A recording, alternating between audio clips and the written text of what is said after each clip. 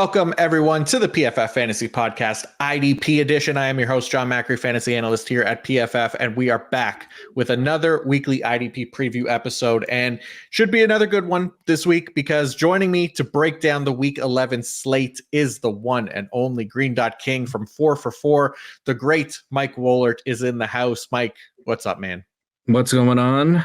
Week 11. And I think I've said this on every single podcast that I've been on this week, and it's totally cliche. And if you were playing a drinking game, you'd be drunk. But I can't believe we're in double-digit weeks, and the season is going by is just going by way too quickly. It's flying by for sure. Like I feel like it was just week 5 and we were starting up bye weeks, and now we are here at week 11 and we're getting close to wrapping up bye weeks. We're getting close to American Thanksgiving. It's gonna be a fun little stretch run here as we try to get people ready for their fantasy playoffs. But yeah, I appreciate you coming on and talking some IDP with me. We always have a good time when we're chatting. So this should be good. We're going to go game by game again. And as usual, I'll have the timestamps in the episode description so people can jump around, find the games that they're looking for. And yeah, we'll cover the main storylines for each team, focus on favorite matchups or least favorite matchup as we go as well. And then again, for that YouTube crowd, we have the matchup based visuals up as well. So again, if you're an audio listener only and you want to see the matchup visuals, come on over to the YouTube, check us out and see some fun stuff that we put together here to help you with your lineup decisions. But yeah, other than that, I'm also happy to answer the start sit questions, interact with folks in the YouTube comments as well. I'll check in there again leading up to Sunday's game so that people feel free to ask questions, and then I'll jump in the comments and respond when I can. But yeah, we'll have the IDP rankings linked in the episode description as well on pff.com, and the link to the PFF IDP fantasy report for this week will be linked in the episode description as well for people to check out snap shares and waiver wire targets and utilization for every single IDP from this past week's game. So be sure to check that out too. And yeah, other than that, let's give a quick shout out to our presenting sponsor, Fabric by Gerber Life. Fall is all about the back to school and back to routine checklist, and the most important task on that list should be securing your family's financial future, starting with life insurance. Fabric by Gerber Life makes it quick, easy, and affordable to protect your family so you can get back to enjoying life. Fabric was designed by parents for parents to help you get a high-quality, surprisingly affordable term life insurance policy in less than 10 minutes. Fabric has flexible policies that fit your family and your budget with quality policies like $1 million in coverage for less than $1 a day. Get your personalized quote in just minutes and then apply when it's convenient for you. It's all online and on your schedule. You can go from start to covered in less than 10 minutes with no health exam required. Join the thousands of parents who trust Fabric to protect their family. Apply today in just minutes at meetfabric.com/fantasy. That's meetfabric.com/fantasy. meetfabric.com/fantasy. Policies issued by Western Southern Life Assurance Company, not available in certain states. Prices subject to underwriting and health questions. All right, Mike, ready to talk some IDP? Let's get right into it here and start with the Thursday night football game. Should be a good one, I think. Yeah, Cincinnati Bengals at the Baltimore Ravens. Mike, where do you want to start with this game? So I think with Cincinnati, I think Cincinnati has a pretty decent matchup on both sides, on both areas of the defense.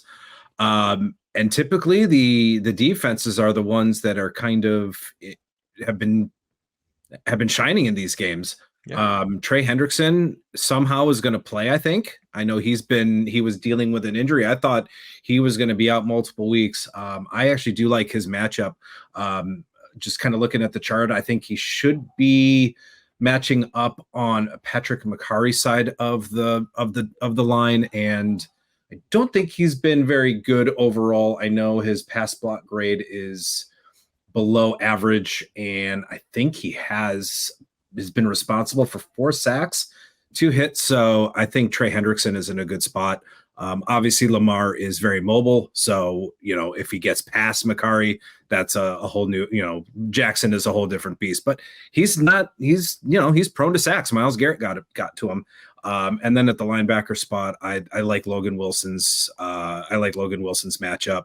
He, the Ravens are a pretty good matchup for linebackers. So Logan Wilson is someone you're going to start anyway. So, John, your thoughts on the defensive side of the ball for the Bengals? Yeah, I'm with you. I was definitely surprised that Trey Hendrickson was playing. I wrote up the IDP rankings article that I do every week, and I didn't even include Trey Hendrickson in it initially before I had to like message my editor after I'd already submitted it and be like, I have to make a change. I have to put Trey Hendrickson back in because he was a full participant in practice, I guess, and seemed like he was going to go. So that was definitely surprising. But I have him as edge 13 because I'm with you. I like the matchup there. Against the Ravens. No Ronnie Stanley for Baltimore on their offensive line either, and no Sam Hubbard either. But Trey Hendrickson has been the star as far as pass rush ability goes for that defensive line. And yeah, with you on Logan Wilson too. Logan Wilson and Jermaine Pratt really are interesting this week with Baltimore giving up the second most tackles to the linebacker position. Wilson really he's been relying on like big plays for the most part to get his big points this year. Mm-hmm. I think he's got 3 interceptions, a sack, some pass breakups, forced fumble. He hasn't necessarily been the most efficient tackler. I think 11.3% tackle efficiency, but he should be able to bring that up in a really good matchup this week. And Jermaine Pratt, I have as LB 22 this week. He's been the most efficient tackler on the Bengals defense, at just 12.8%, but not ruling out him as the potential leading scorer for this week for the Bengals linebackers either against the Ravens here. And Akeem Davis-Gaither is back. He missed last week. He's coming off an injury on a short week. I don't necessarily expect him to play too much and cut into Jermaine Pratt's snap. So I'm kind of hoping for that 90% snap share for Jermaine Pratt again. So yeah, LB 22 for Pratt, LB 7 for Logan Wilson, and then feeling good about Dax Hill as well. Who again, the Ravens give up 4th most tackles to the safety position too. So Dax Hill is in that top 5 safety range for me. And then Nick Scott's the only one. How are you feeling about Nick Scott? Because he's been really bad. Like that part has been like he's been ADP, but lowest graded safety overall this season for us, 36.8. He's the lowest graded in coverage as well, 31.1. I think I said it last week. He's basically like circling the drain at this point where the team is like, once they feel comfortable starting Jordan Battle, they're just going to flush Nick Scott for the Jordan Battle. I don't know about you, but for IDP, I think he's only got 16 tackles in the last 5 games. He's got a low tackle efficiency for having such a pretty high usage at the line of scrimmage. I think his box rate is around 37%, plus he's playing the slot. So he's playing near the line of scrimmage, but just low tackle efficiency. And that is just not something I'm interested with. Defensive back just being so deep and just with everybody that's available. And just going back to Pratt with the linebacker. Yeah. Even if he plays between 80 to 90%, I think with injuries and bye weeks, I still think he's probably going to be in that LB3, LB4 consideration. Yeah, I'm with you there for sure. All right, on the Ravens side of things, we do have Roquan Smith coming off a 21 tackle game. Just tearing it up out there was Roquan Smith this past week, but a little bit of a tougher matchup, at least for on paper, right? So the Bengals giving up the second fewest tackles to the linebacker position this season, which doesn't necessarily bode well for linebackers. But when it's Roquan Smith and Patrick Queen who have been as good as they have been, I still have faith in these guys near the top of my rankings, at least, because I got Roquan still at LB3 and Patrick Queen at LB17.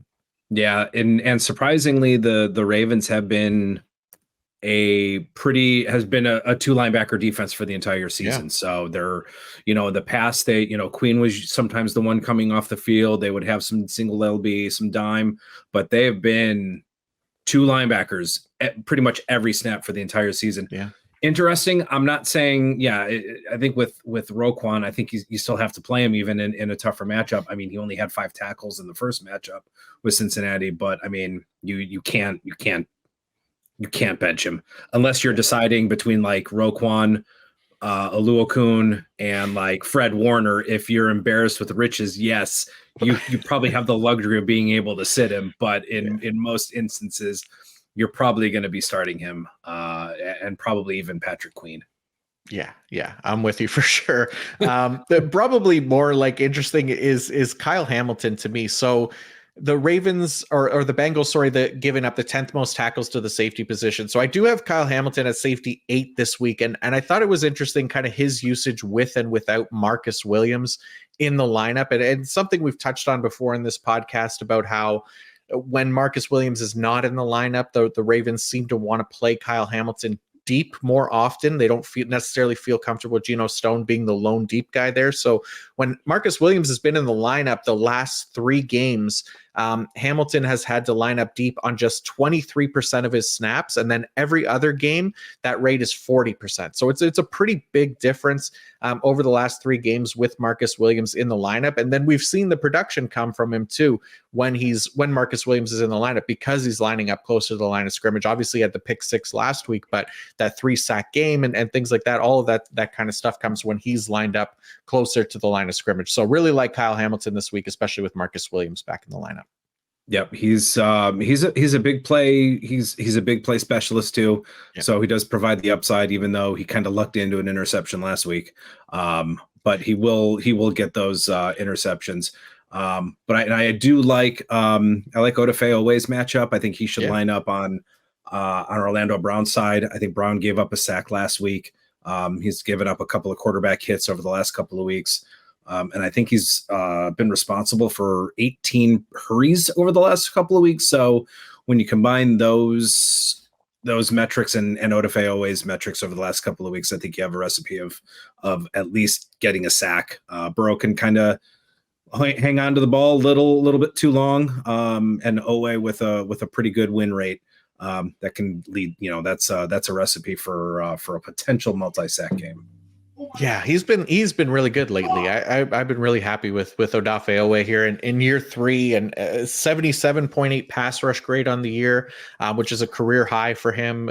His previous best was 67.8, so 10 points higher there. Career high pressure rate 17.1%, career high win rate at 17.1%. So that's at least 5 points higher than his previous best. So he's been awesome this year. So that's nice to see. And then yeah, even Kyle Van Noy's been playing really well. Kyle Van Noy, who's like, I think 33 years old at this point, but just still racking up sacks. So he's somebody to consider. He did play 60% of snaps last week as well. So trending in the right direction as far as snaps go too for Kyle Van Noy.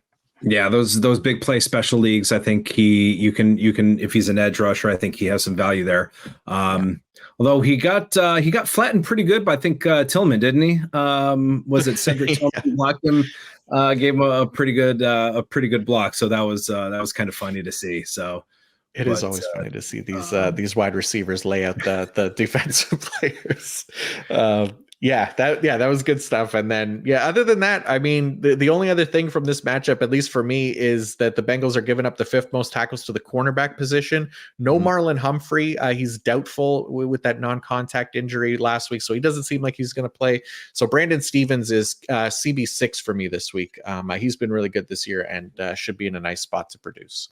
Yeah, Stevens is one of those guys that if he's targeted, he allows catches and gets tackles. So he's had a couple of, from what I remember, he's got a couple of double-digit fantasy points. So he's had those kind of those blow-up games. So good streaming option because he's probably going to be on Jamar Chase. And Jamar Chase, I mean, lock him in for 8 to 10 targets. Yeah, for sure. All right, let's move to the Dallas Cowboys at the Carolina Panthers. So let's start with, let me see. Let's start with the Cowboys linebackers, because this one was kind of crazy for me last week. I know it was a blowout right against the Giants, so the playing time wasn't necessarily a true kind of picture of what to expect from these guys going forward. But breaking it down by quarter, like Marquise Bell only played 2 snaps in the first quarter. He was limited in the second quarter as well. And that just continued throughout the game. So really didn't play many snaps. And of course, like I've been tentative on Marquise Bell pretty much all season. Last week was like the first time that I fully embraced him. And I was like, okay, like he played whatever it was, 90% of snaps. I think he played 95. He was he was a full-time player the week before. I'm like, all right, sweet. Mark, I've liked Bell all season, even though he hasn't been nearly a full-time player. I see him in 95. I'm checking. I'm like, sweet. All right. Yeah, and he has that safety designation too. So I'm telling people, I'm like, put him in the lineup. It's a great spot. He's getting the linebacker alignments, and you can plug him in as a safety. And of course, Dallas just decides to go away from him again. So I mean, I don't know where you're at. I don't feel great about trusting any Cowboys linebackers this week. I think I have Damone Clark as like LB 47. He's the highest of the group. But again, it's like it's not a great matchup. Carolina giving up 20th most tackles to linebackers. Dallas is a very man-heavy defense. Yep. Might not necessarily be a full-time role. It could be another blowout again. Who knows? So just trying to avoid the Dallas Cowboys where I can. Yeah, and one of our old buddies, Rashawn Evans, I think he ended up playing almost half the game too. So I think that ate into Bell's snaps because I think he outsnapped him 28-22.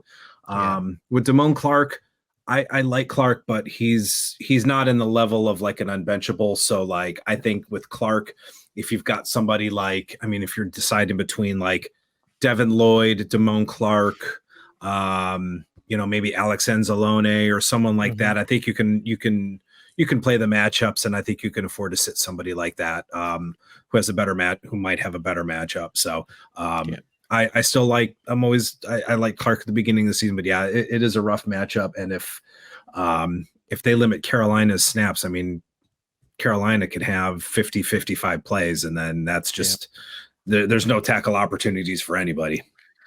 Yeah, it just has the sense that it could be one of those games again here. We'll see what happens. And it mostly comes down to the defensive line for Dallas that will have the potential to just take over this game, dominate. Right? Like, the Carolina offensive line giving up a very high pressure rate, and Bryce Young back there has taken a decent amount of sacks as well. So Micah Parsons, I'm sure, is going to eat this week. I know he had the goose egg last week, but you don't panic on a Micah Parsons. You just keep him in the lineup, and he will have those big blow-up games, and it could very well happen this week as well. So other than I think I ranked DeMarcus Lawrence high this week because I think he is lining up on Ikem Ekwonu's side, and I know he's got I think Ekwonu's got a 61 pass block grade, and if I'm not mistaken, he has not been good either. Yeah, he's been responsible for 5 sacks, 21 total quarterback pressures, over 430 pass block snaps. So I got Lawrence pretty, I'm taking a shot on DeMarcus Lawrence this week in terms of a solid game. And the interior defensive line. So if you're in a defensive tackle league, I think Dorrance Armstrong is in a pretty good spot. Zavala, let's see, what's his name? Chandler Zavala has a 27-7 grade in as an offensive lineman, and that is blood red. That is not good. Not good. It's definitely not good. So you could definitely stream your Dallas Cowboys defensive lineman this week for sure. I also like Deron Bland again. I mean, that's not stating anything amazing because Deron Bland's been awesome this year with 3 pick sixes. Obviously, had another interception last week, but Carolina also given up the most tackles to the cornerback position this week. So, how about on the Carolina side? Anybody? Actually, real quick on Dallas, real quick. If you haven't already, I think you can drop Jerron Kearse. Malik Hooker is actually taking over the play calling duties. Hooker is now wearing the dot on the defense, so I think you can safely drop Jerron Kearse because I think he played half the game, and like I said, Hooker is now calling the plays for Dallas. Yeah, Kearse unfortunately been trending in the wrong direction the past few weeks, right, as far as snaps go. And Donovan Wilson is seeing the most amount of snaps, I think, among the safeties. Well, Malik Hooker as well, like you said, wearing the green dot now. So definitely another kind of messy rotation a little bit, but we like these guys for their deployment more so than they're necessarily like their elite playing exactly. time. But, so more for deeper leagues for sure. All right. On the Carolina side of things, Brian Burns is interesting to me because he's really not been as good, I don't think, as his sack numbers would tell you. Like, he really had the one great game, which was in week 1. He had a 91.1 pass rush grade in that game. And then since then, it's really just been kind of average. He's still getting the sacks, like I said, but 27th in pass rush grade among edge defenders and just 21 total pressures, which is 55th among edge defenders. So I know, he's been banged up as well. He missed last game against Chicago, but I don't know. I push Brian Burns down my rankings. He's more in that kind of low end edge 2, high end edge 3 for me right now. And against Dallas too, which is, a slightly above average matchup for pass rushers. It's still not one that I love for Brian Burns this week. No, and I think he should mostly line up on Smith's side of the field. So that is not a very favorable matchup. I know he sometimes moves around, but I don't think he's going to move around enough to potentially have that elite performance. So, and neither of really any of the other defensive linemen really do anything for me. Yeah, Derek Brown's been solid for DT required leagues, but other than that, you're not really messing around with those guys too much. So, anything else from Carolina for you that stands out that you want to talk about? Well, obviously, I think the one guy you're starting is Frankie Louvu. I'm interested, but I'm not interested in what Deion Jones and even Blake Cashman, our good friend Blake Cashman, is. I don't know if he's going to be elevated to play, but I know they signed him to the practice squad. So, Blake Martinez. I'm sorry, what did I say? Cashman. Blake Martinez. Yes, no, that tale of two Blakes. No, Blake Martinez is on the practice squad. That's what I meant. Yeah. So it'll be interesting to see how he factors in. I guess he needed some money for Pokemon cards, so I think he had to come out of retirement. So, but yeah, Louvu really is the only guy I'm really interested on the linebacker side. Yeah, he's LB20 for me. Deion Jones, 46% of snaps last week is nothing to be interested in at all. But yeah, other than that, let's keep her rolling here. Let's go to Tennessee at Jacksonville. Mike, where do you want to lead off with this game? Let's go. Let's lead with Jacksonville. Tennessee allowing the 26th most tackles. So in my notes, I'm saying, John's suggesting benching Aluakon. So, not a good matchup. So John is suggesting, to sit Aluakon and even Roquan Smith. So that's what he's telling me this week. But no, again, I think, the guys like him are matchup proof. You're playing those guys regardless. And even Devin Lloyd has been the 3-down guy. I mean, Chad Muma gets in on 3 linebacker packages, which is not very many. So he's basically a non-factor, but Lloyd has been surprisingly productive. He missed a few games, but I mean, he's coming in. He's around that 13% tackle rate, if I'm not mistaken, and has been productive. So Jacksonville has been a predominantly 2 linebacker system. So yeah, Foy and Lloyd, even in the matchup. Henry, I don't know. It just seems like they're now going away from Derrick Henry, and he's been losing some snaps, losing some carries. So to Sharp. So we'll see what happens and see if that continues. Yeah, it's not the best matchup, like you said, but I'm Foye is still LB1 for me. I mean, like you said, matchup proof guy. You're not too concerned about it. And Devin Lloyd, like you said, he missed the London trip, but Chad Muma unfortunately played really, really poorly over those 2 games. So he didn't really get another shot after that once Lloyd was healthy. So I have Devin Lloyd like a high end LB3 this week, LB27 for me this week. So still like him. And then other than that, I mean, Josh Allen, I always end up talking about Josh Allen just because I like him so much as a player, and I was very high on him coming into the season, but he's edge 6 for me this week. And last week definitely had a tough matchup, playing almost exclusively against Trent Williams. He's still got 5 pressures, no sacks, obviously, but this week it's a little bit better for Josh Allen, just a tiny bit, because he is going against Andre Dillard, who has allowed 10 sacks, 36 pressures, and owns a 46.0 pass blocking grade, which ranks 70th among 80 qualifying tackles. And Josh Allen has an 86.5 pass rush grade. So that is 8th at the position. So a pretty big mismatch there for our guy, Josh Allen, to take a good slump buster coming up. yeah, exactly. It's a beautiful spot for a slump buster. Shout out to Andre Dillard. And hopefully Josh Allen could get home, but he's been excellent this year. No complaints about him. Anything else on Jacksonville worth talking about for you? No, I mean, I think, you have Rayshon Jenkins, but again, kind of a rougher matchup. So I think if you have other options at safety, I think you can play the matchups this week. Other than that, that's pretty much it. That's it. Okay. Yep, makes sense for me. And then on the Tennessee side of things, Jacksonville is giving up the fourth most tackles to the linebacker position. Azeez Al-Shaair, really like him. He's been excellent this year, strong tackle efficiency. I got him as LB5. The other linebacker in Tennessee, though, Jack Gibbons, I cooled on quite a bit here. Yep. He's LB49 for me. He had his lowest snap share of the year almost, I think, last week with the 42% snap share. He was kind of rotating in and out with Monty Rice, depending on the drive. That started in the second quarter where Rice would play an entire drive and we wouldn't see Jack Gibbons. So like Rice didn't play a ton either, only 29%, but it's at the point where you really can't trust either guy. So it's basically become like another one linebacker team now. Yep, pretty much in agreement. Yeah. And the other things on Tennessee are pretty straightforward. Like we don't love their safeties as much. Decent matchup for Roger McCreary, their cornerback. The Jaguars giving up the fourth most tackles to the cornerback position as well. So Roger McCreary is a nice stream option here.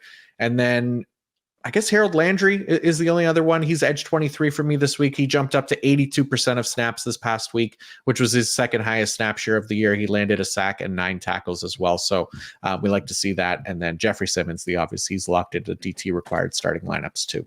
Yeah, Landry's got a good matchup. I think he'll line up with Anton Harrison, and he's got a 53.5 pass block grade. I think he's been responsible for 5 sacks. So definitely Landry has the upside. He made my waiver wire article this week. I think some people dropped Landry for some reason after his 1-point game, and I don't know. I take advantage of those overreactions because he's been pretty solid. Yeah. And then now that playing time jumped up as well, hopefully that continues now. And because that's huge for him because he could come up with the tackles as well. So, all right, let's move to the New York Giants and the Washington Commanders. And let's start on the Giants side of things.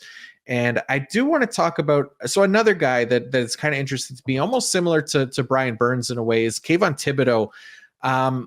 So I have him as edge 13 this week. I have edge 13, and it was Hendrickson that I had edge 12. I know I mentioned Hendrickson as edge 13, but they're flip-flopped. Thibodeau's edge 13 for me this week, and he might not even play because he got a concussion late last game, but I think it's worth talking about him because he's another guy that hasn't played as well as his 8.5 sacks would suggest. He's interestingly hasn't recorded a single pressure over the past 2 games. Despite like high end playing time, he's averaging 84% of the defensive snaps this season. It's really the only reason he stays in that range for me and the fringe of edge 1 is the playing time and obviously the matchup going against the Washington Commanders. He's only had 47 pass rush attempts over the past 2 games, but I'd imagine that if he does play this week, he's going to get much more opportunity. Washington is the most pass heavy team in the league, so this would keep him in play this week quite a bit. And then obviously Sam Howell, who despite being better as of late, still owns a 26.3% pressure to sack conversion rate, which is the 4th worst mark in the league. So it's a really nice matchup for Thibodeau and Dexter Lawrence as well. But Thibodeau, other than like these great matchups right now, I'm not in love with him, even though he's had the 8.5 sacks. Yeah, he if I'm not mistaken, they came in. 3 came in, I think, in week 8, and he just hasn't done anything. His pressure rate is low and I don't like the pressure rate. I think it's below 10%, well below 10%. The win rate is, 11, between 10 and 15%. I don't think it's very high.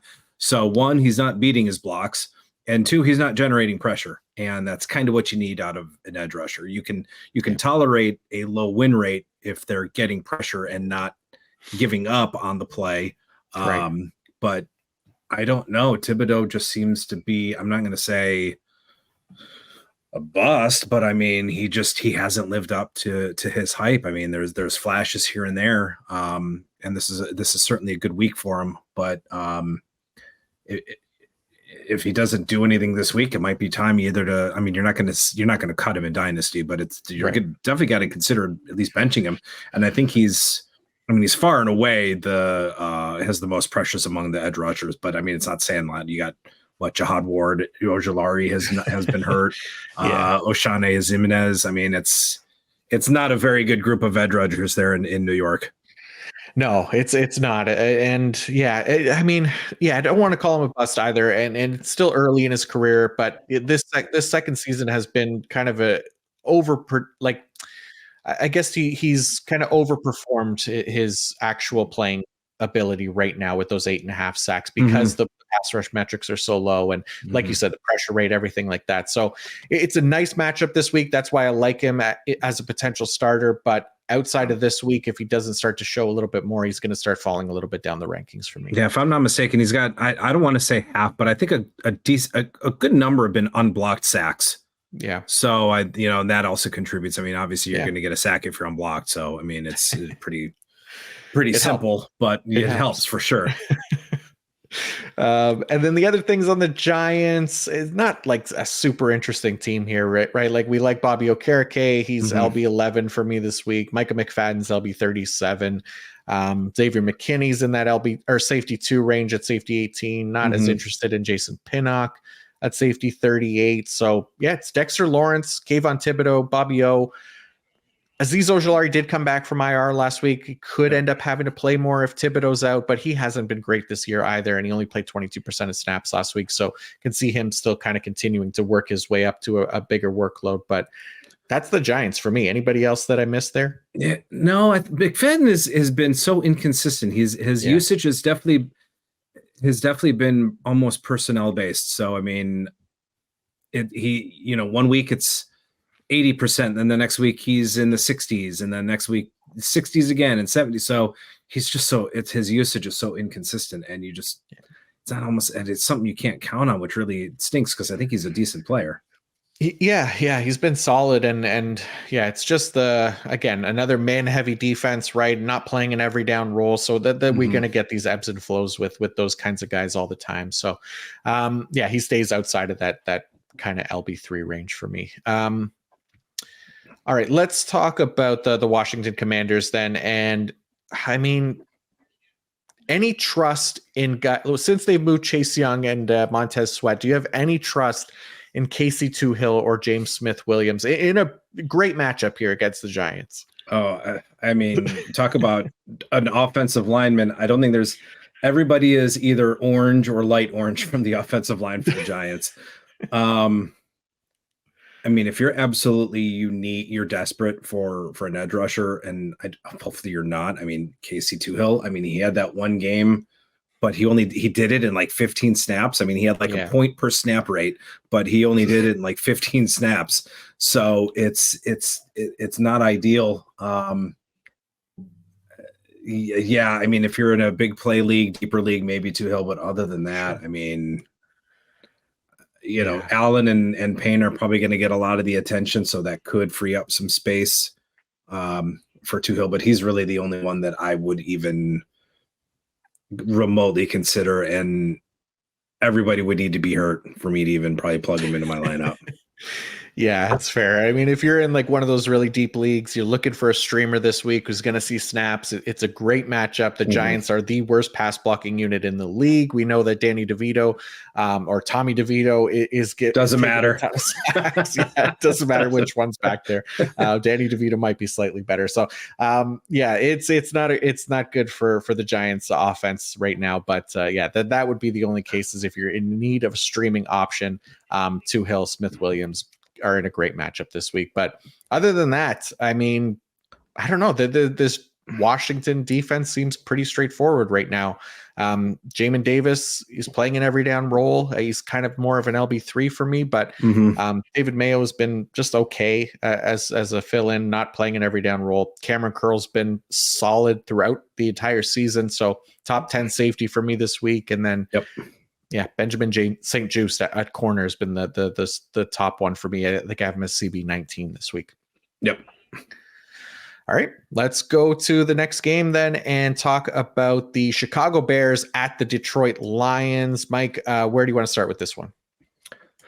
So I think on what was it? I was on Jay Sabby's pod, I think last week, talking week 10 rankings, and I made a a declaration that had no that had no made a declaration that had no basis of rationality, any info, and said that Jack Campbell would finally, out of the bye week, be, you know, kind of that every down full-time role, and not didn't happen. And you have Jack Campbell losing snaps. Can you lose what you didn't have in the first place?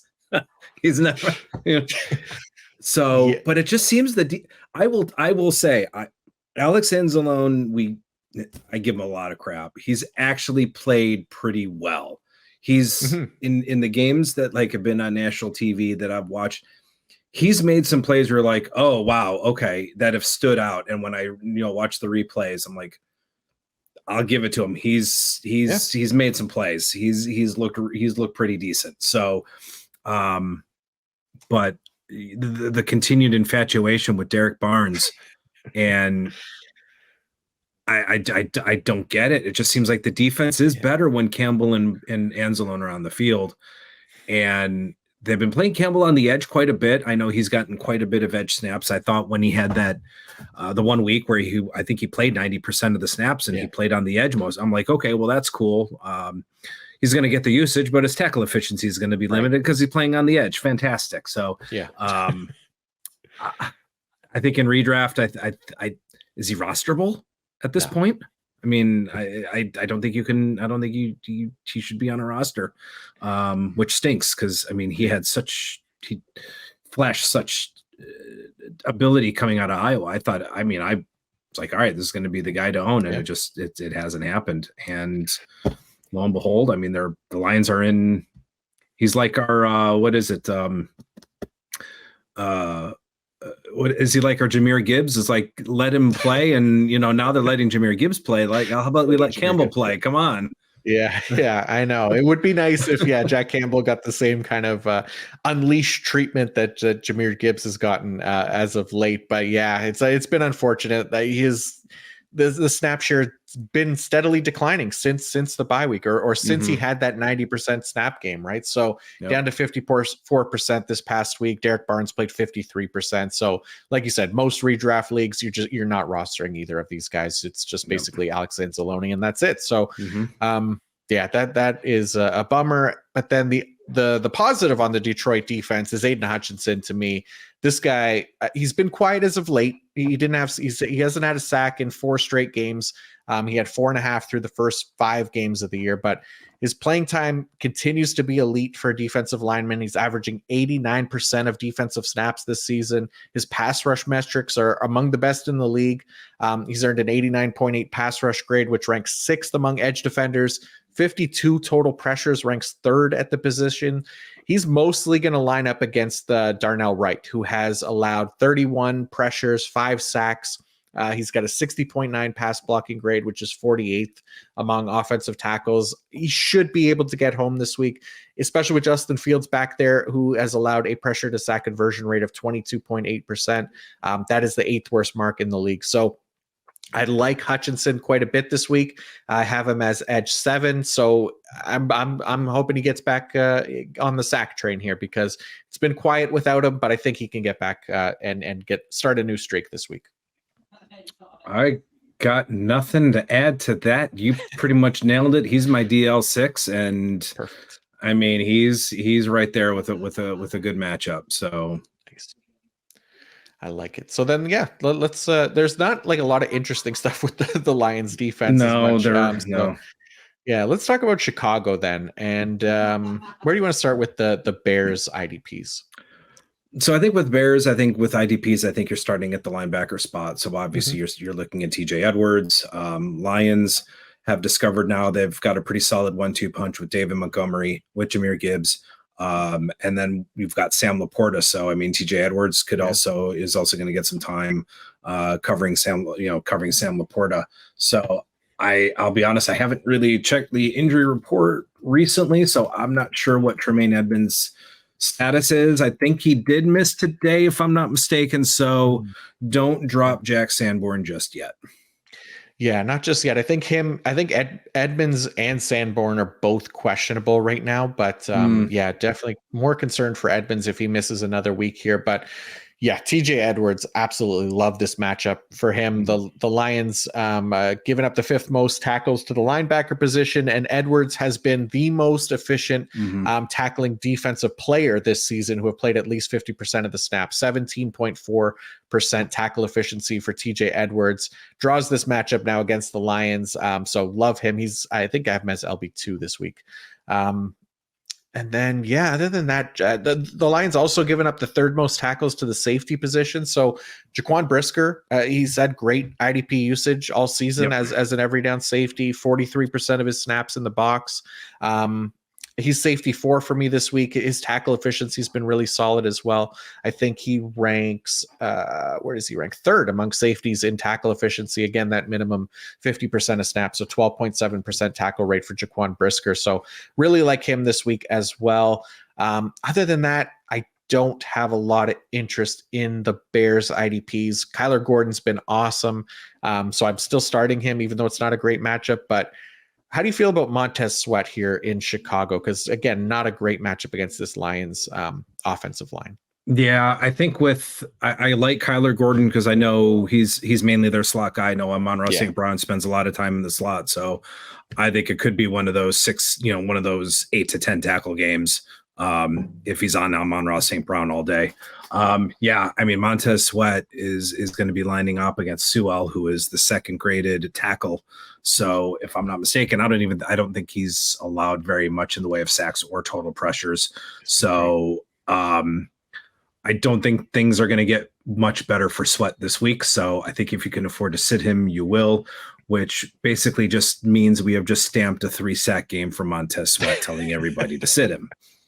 Yeah, that'll surely happen. I have him as edge 27, so he's in that edge 3 range more for me this week because of the matchup. And look, Jared Goff's done a really nice job at avoiding sacks as well. So it is just not a great matchup for Sweat, who was benefiting from that Washington defensive line, getting a lot of cleanup pressures over there, and complete opposite over here in Chicago. He doesn't have the luxury of playing alongside Jonathan Allen or Daron Payne and Chase Young, yeah. DeMarcus Walker and Justin Jones are not those guys at all.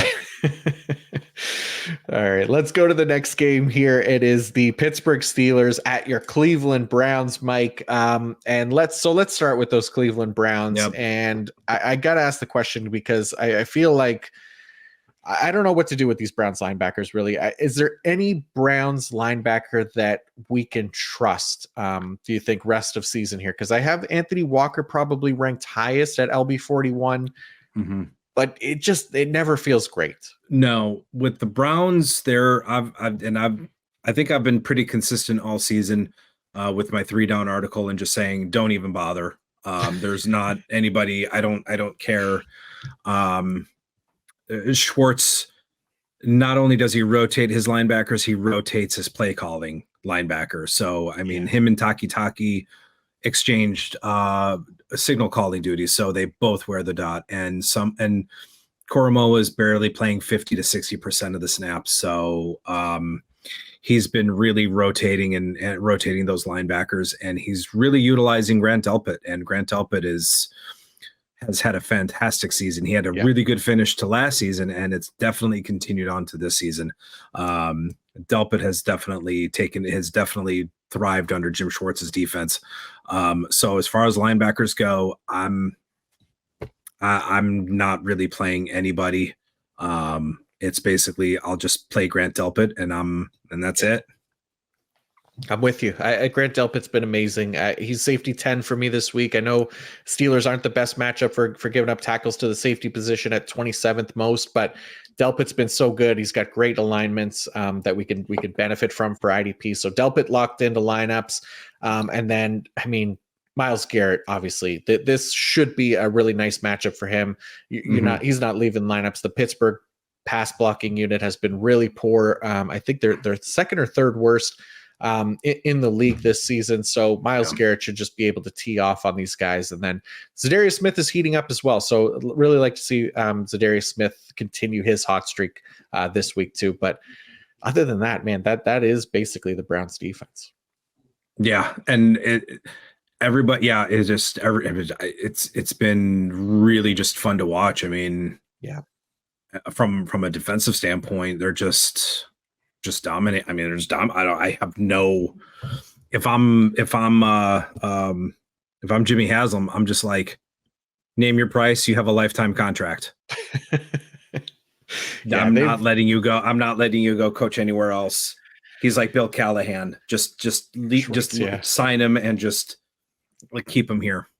Yeah, they've done such a nice job there, and Jim Schwartz, yeah, for sure has to take a lot of the credit. But bringing in those guys, Darius Smith and Dalvin Tomlinson and and Obo even Shelby Karongo, Harris, Shelby Obo. Harris, yeah. Yep. So it's been excellent to see, and yeah, just need that offense to kind of catch up to what the defense is doing. It could be a very dangerous team for sure. Yep. All right, let's talk about the Pittsburgh Steelers here, because the Browns are a really nice matchup for linebackers. They are giving up the most tackles per game to the linebacker position, and the Steelers have recently lost another linebacker for the year. Yeah, Quan Alexander, what was it? Achilles, for him. Yeah, and Cole Holcomb's got the knee. He's done for the year as well. So it basically leaves the Landon Roberts to play an every down role here. At least that's what I'm expecting. I would imagine that he gets up to that 90% plus range.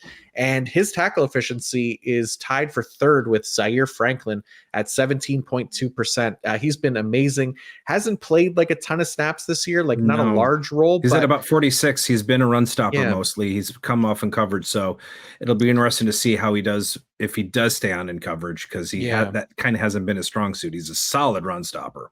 Yeah. I can't imagine that a 17% tackle efficiency is going to continue for a guy like a Landon Roberts, but so we could expect some regression there. But the main thing is that he's going to be playing closer to every down now, right? So they really don't have a choice. He took over the dot when Quan went out. So I mean, they don't have anybody else. Really, I mean, Mark Robinson, I think, played for 50 to 60%.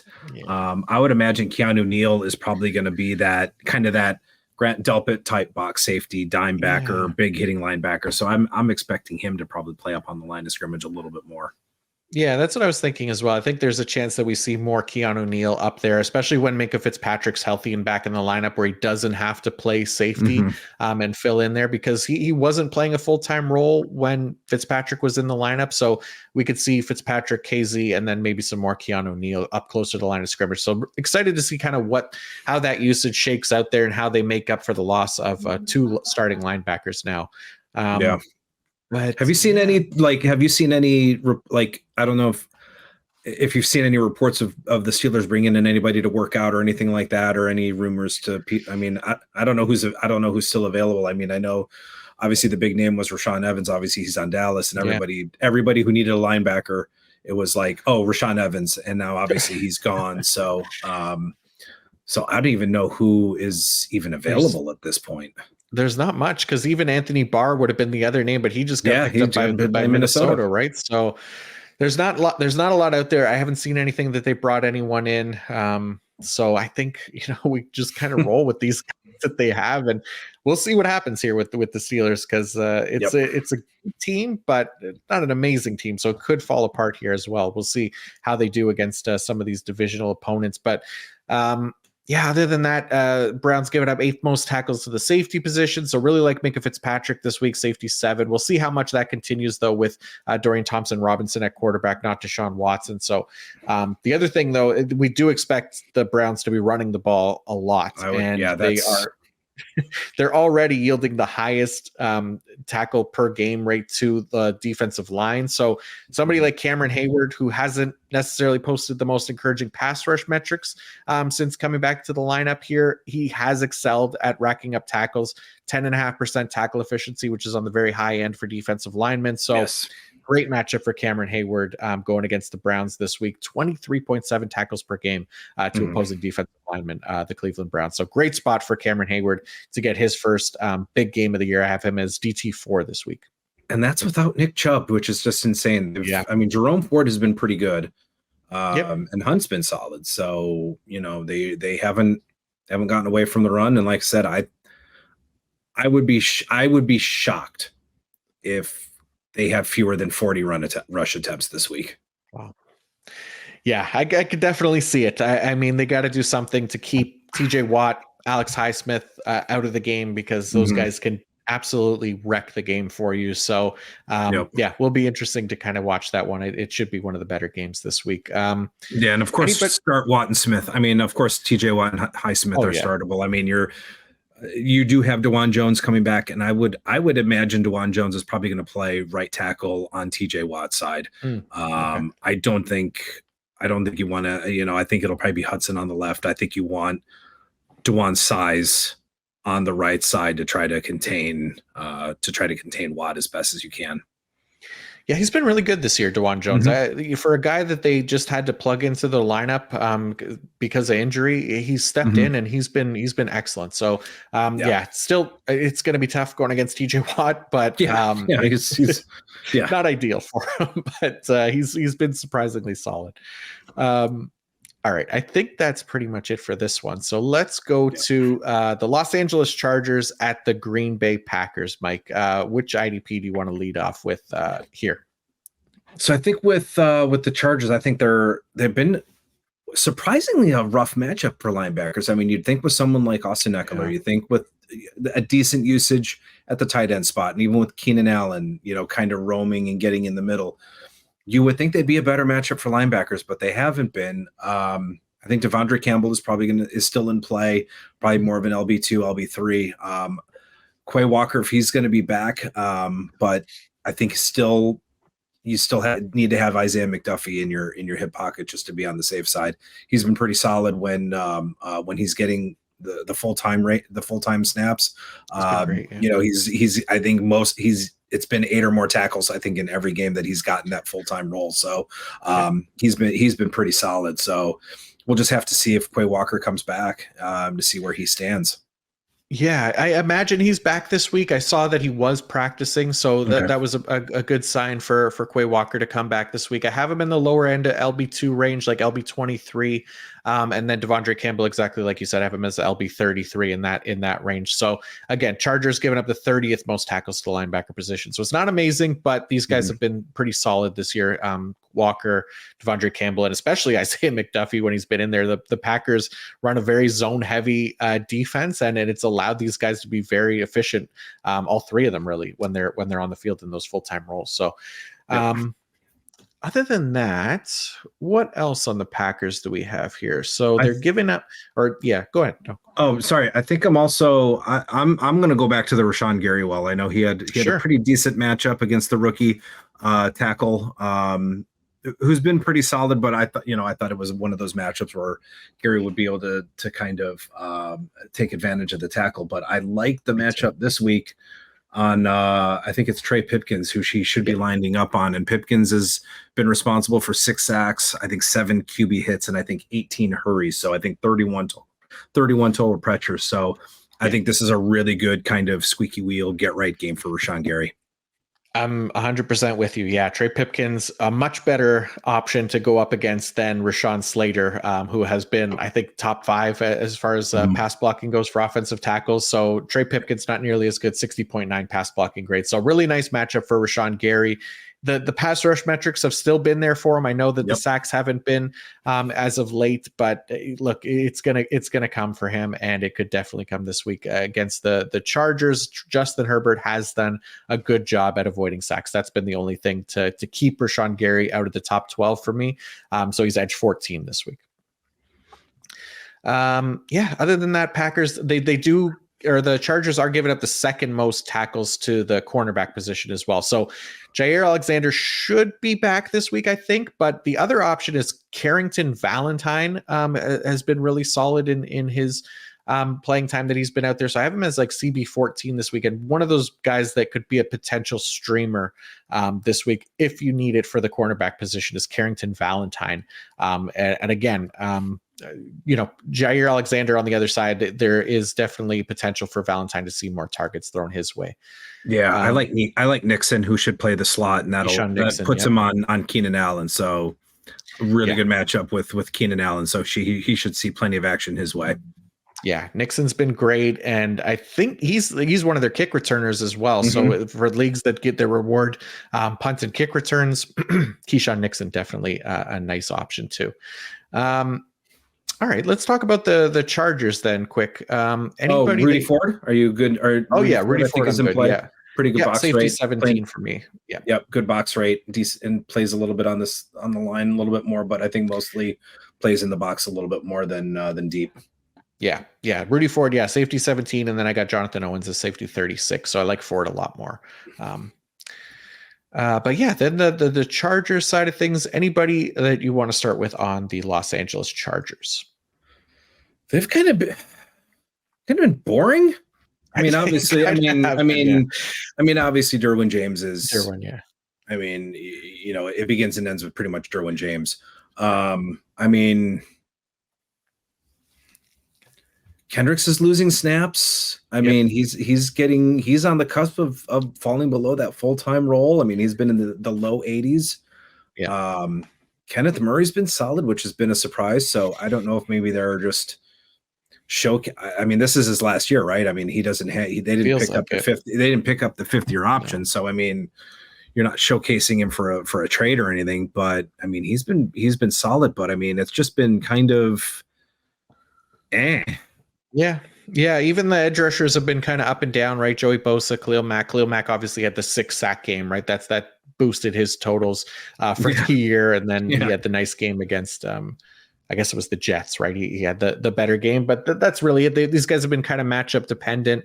The Packers offensive line, one of the better ones in the league. So not necessarily one that you're targeting these guys, like Joey Bosa's edge 15 for me this week. And yeah, even linebackers, like 29th most tackles to the linebacker position, Green Bay's yielding. So Kenneth Murray, Eric Hendricks on the lower end of the rankings here, LB 30 and LB 34 for me this week. But yeah, it's not the most interesting defense, not the most interesting IDPs as a result. So yeah, I think we can move on. All right, before we do, I do want to give a quick shout out to another sponsor here, and that is Prize Picks. Prize Picks is a skill-based, real money daily fantasy sports game. How does it work? You pick 2 to 6 players, and if they will go more or less than their Prize Picks projections, and you can win up to 25 times your money on any entry. So we got a couple Prize Picks options here, Mike. I am going with, they only have the Thursday night props up right now, but there's a couple that I really like. And the first one, we kind of talked about it. Kyle Hamilton over 5.5 tackles in that game. We know Cincinnati, one of the top teams as far as yielding tackles to the safety position. And the other one I really like is Jermaine Pratt, over 7.5 total tackles. So Baltimore giving up the second most tackles to the linebacker position as well. So I'm thinking Pratt's going to play that 90% role this week. And again, he's been the most efficient tackler on the Bengals. So I like Kyle Hamilton over 5.5, and I like Jermaine Pratt over 7.5. How you feel about those ones? Yeah, pretty solid. Are there sack numbers? Do they have sacks? I did not see any sack numbers. I only saw. I would have taken, if it was like a half a sack, I would have taken it. I'll take an over on Trey Hendrickson this week. Nice. Yeah, that would be a good one too. Yeah. So keep an eye out for the sack numbers if they do have it. That's a good call. But yeah, at Prize Picks, you aren't competing against other people. It's just you versus the projections. Go to prizepicks.com/PFF fantasy and use code PFF fantasy for a first deposit match up to $100. Again, that's prizepicks.com/PFF fantasy and use code PFF fantasy for a first deposit match up to $100. Life's too short to play the unders. Yeah, I always joke that like every once in a while I like to play the unders to feel alive, but it's definitely overs are the way to go, right? So let's go to our last second half of games here and start with the Las Vegas Raiders at the Miami Dolphins, and I guess I'll start with the Miami edge rushers. So the Raiders are a really good pass blocking unit. They have been pretty much all season. They're the 6th best pass blocking unit in the league. So Jalen Phillips, who has been good as far as IDP goes, he's putting up tackles, putting up sacks when he's in the lineup. So I have him as edge 11, but just a 64.6 pass rush grade this year after getting over 90 last year. Does have a sack in 3 straight. So there's just, I guess, I'm not in love with what Jalen Phillips has done so far as pass rush metrics go, but he's really performed well as an IDP, which is all we can ask for right now. So I still like him in that top 12 range for me this week. And then even Bradley Chubb has been really solid. I have his edge 16, 6 sacks on the year, 74.5 pass rush grade, great playing time. And again, for both of these guys, Aiden O'Connell's given up 10 sacks in 4 appearances this season, a 32.3% pressure to sack conversion rate for Aiden O'Connell. So there is definitely potential for sacks for Phillips and Chubb. Yeah, definitely Chubb and Phillips, but I've lost any interest in Van Ginkel. He's got 4 pressures in the last 4 games, no sacks, 3 quarterback hits, and just he hasn't really done much. So it's pretty much Phillips and Chubb from the edge. Yeah, he's kind of lost that playing time a little bit as well, right, Van Ginkel? Mhm. So it's been not as ideal as what we were getting from him early in the year. So I think we can kind of move away from that now, and there's nothing wrong with that because he didn't cost us much to acquire him this season either. So we're fine to move off of him. But anybody else on the Miami defense that you feel is worth talking about? I mean, it's kind of middling matchups for all positions. I mean, Jerome Baker, I don't have much interest in him anymore. I mean, his tackle rate's fallen below 10%. I'm good with David Long in his full-time role. I know his tackle rate is up around 14. So I'm cool with David Long as kind of like an LB3, LB4. Sure. Baker, I mean, I know he's got a full-time role, calls the plays, but just an inefficient tackler. I think he gets a few more pass rush snaps, but other than that, he doesn't really do much for me at all anymore. Yeah, he really doesn't.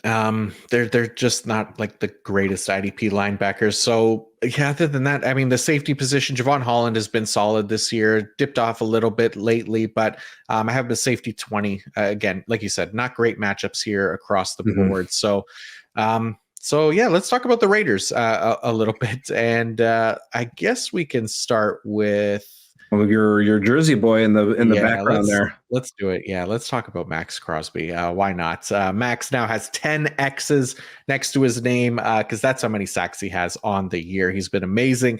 I have him as edge 4 this week. Usually have him as edge 1, but this is one of the tougher matchups for edge rushers. So the Miami Dolphins, really strong pass blocking unit, but Tua Tagovailoa has been great at avoiding sacks, 19.2% pressure to sack conversion rate.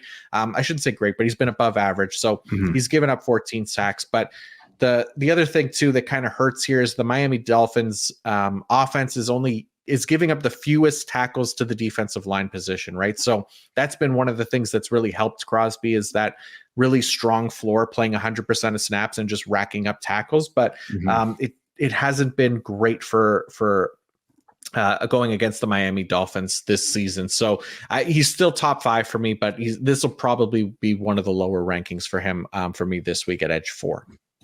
Yeah, he's his tackle numbers have been solid. I mean, yeah, for first game fewer than 5 tackles since week 3 against Pittsburgh. But obviously his upside is just so huge. You can't bench him.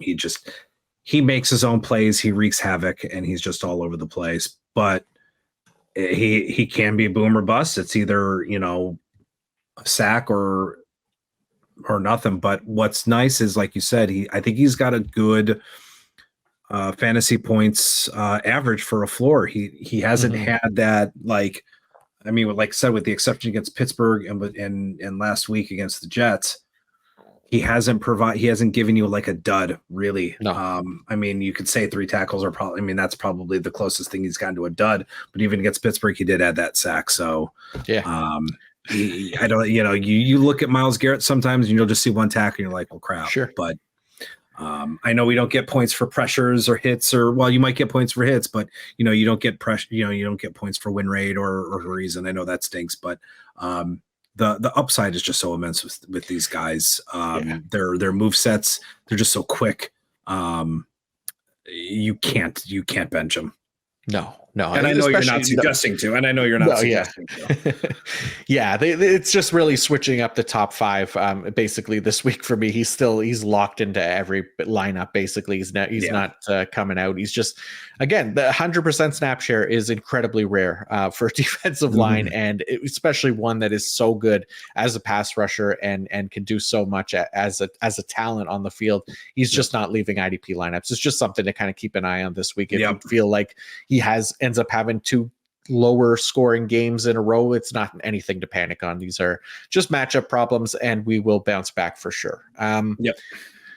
How about the linebackers for the Raiders? Because obviously Robert Spillane, the linchpin of the defense, apparently, according to Antonio Pierce, not Max Crosby, but apparently it's Robert Spillane. So that was on the Sunday Night Football broadcast for anybody that was watching that and heard that. And of course he did. He came up with an interception in that game, basically a game sealing interception. He's been great, productive for IDP.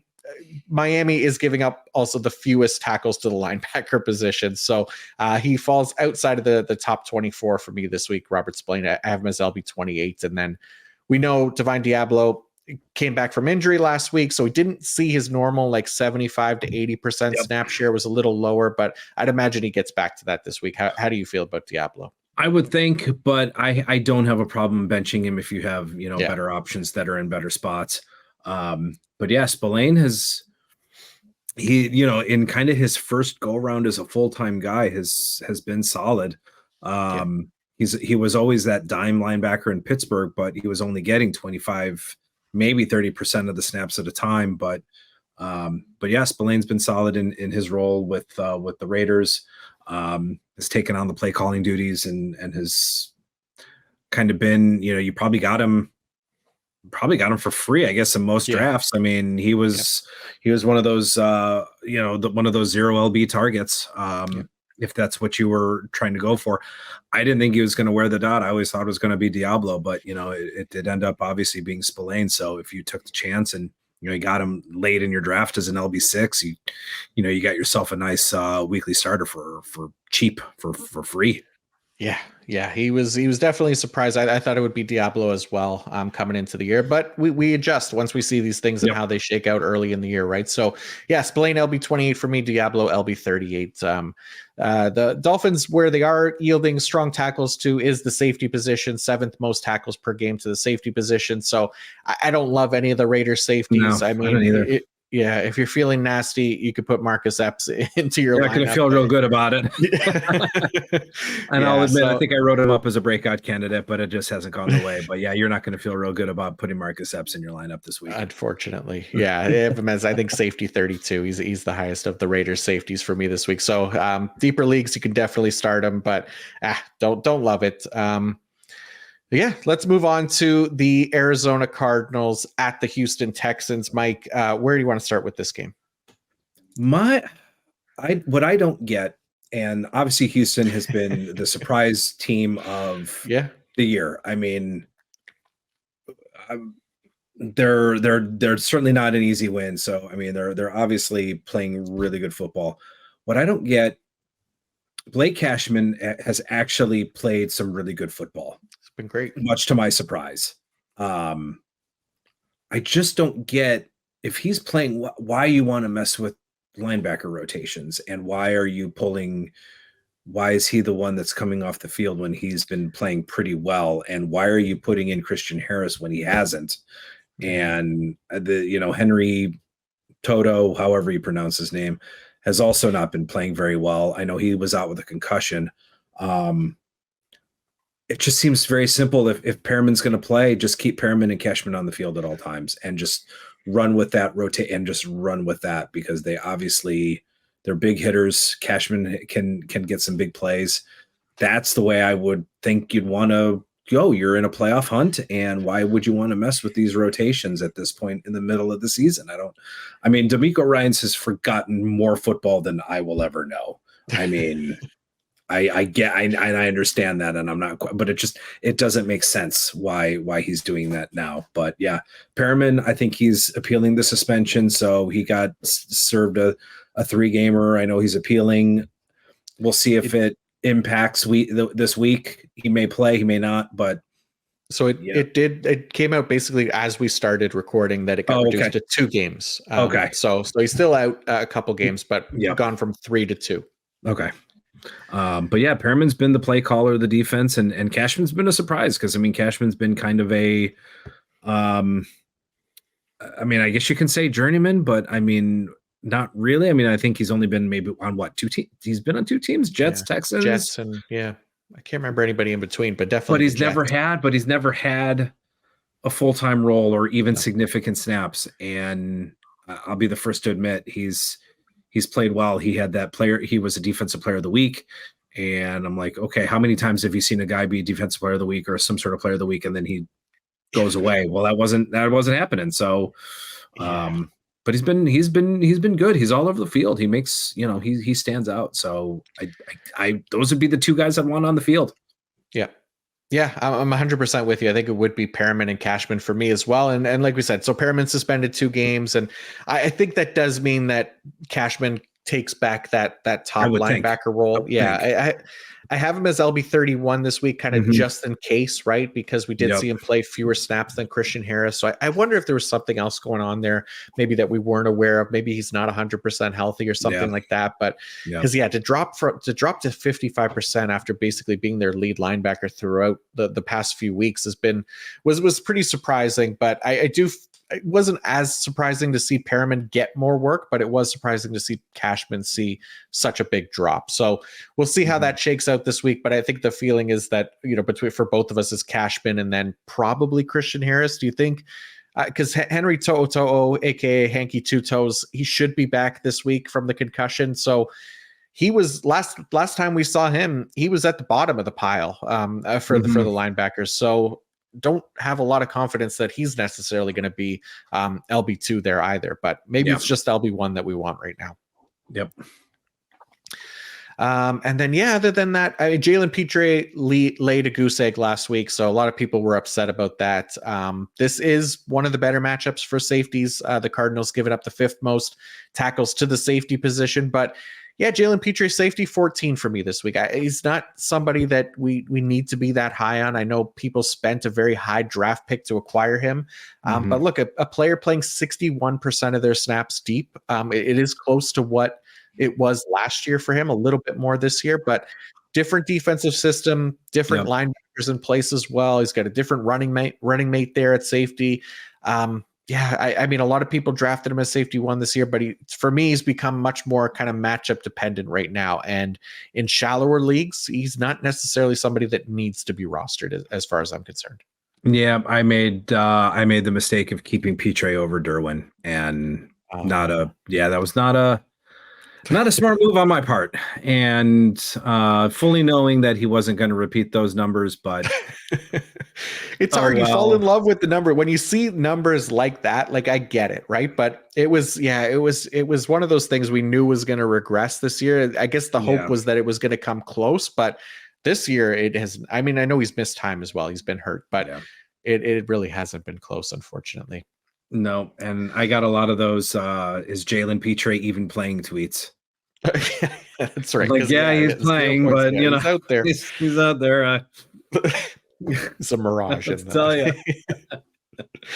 It happens, right? But again, nice matchup this week for him to kind of bounce back a little bit here, and we'll see how things go kind of going forward. But anybody else on Houston that you want to talk about? I don't mind. I don't mind Jonathan Grenard. I mean, he's always in play. Arizona, right? Yep. Yeah, going against Arizona. It's edge 20.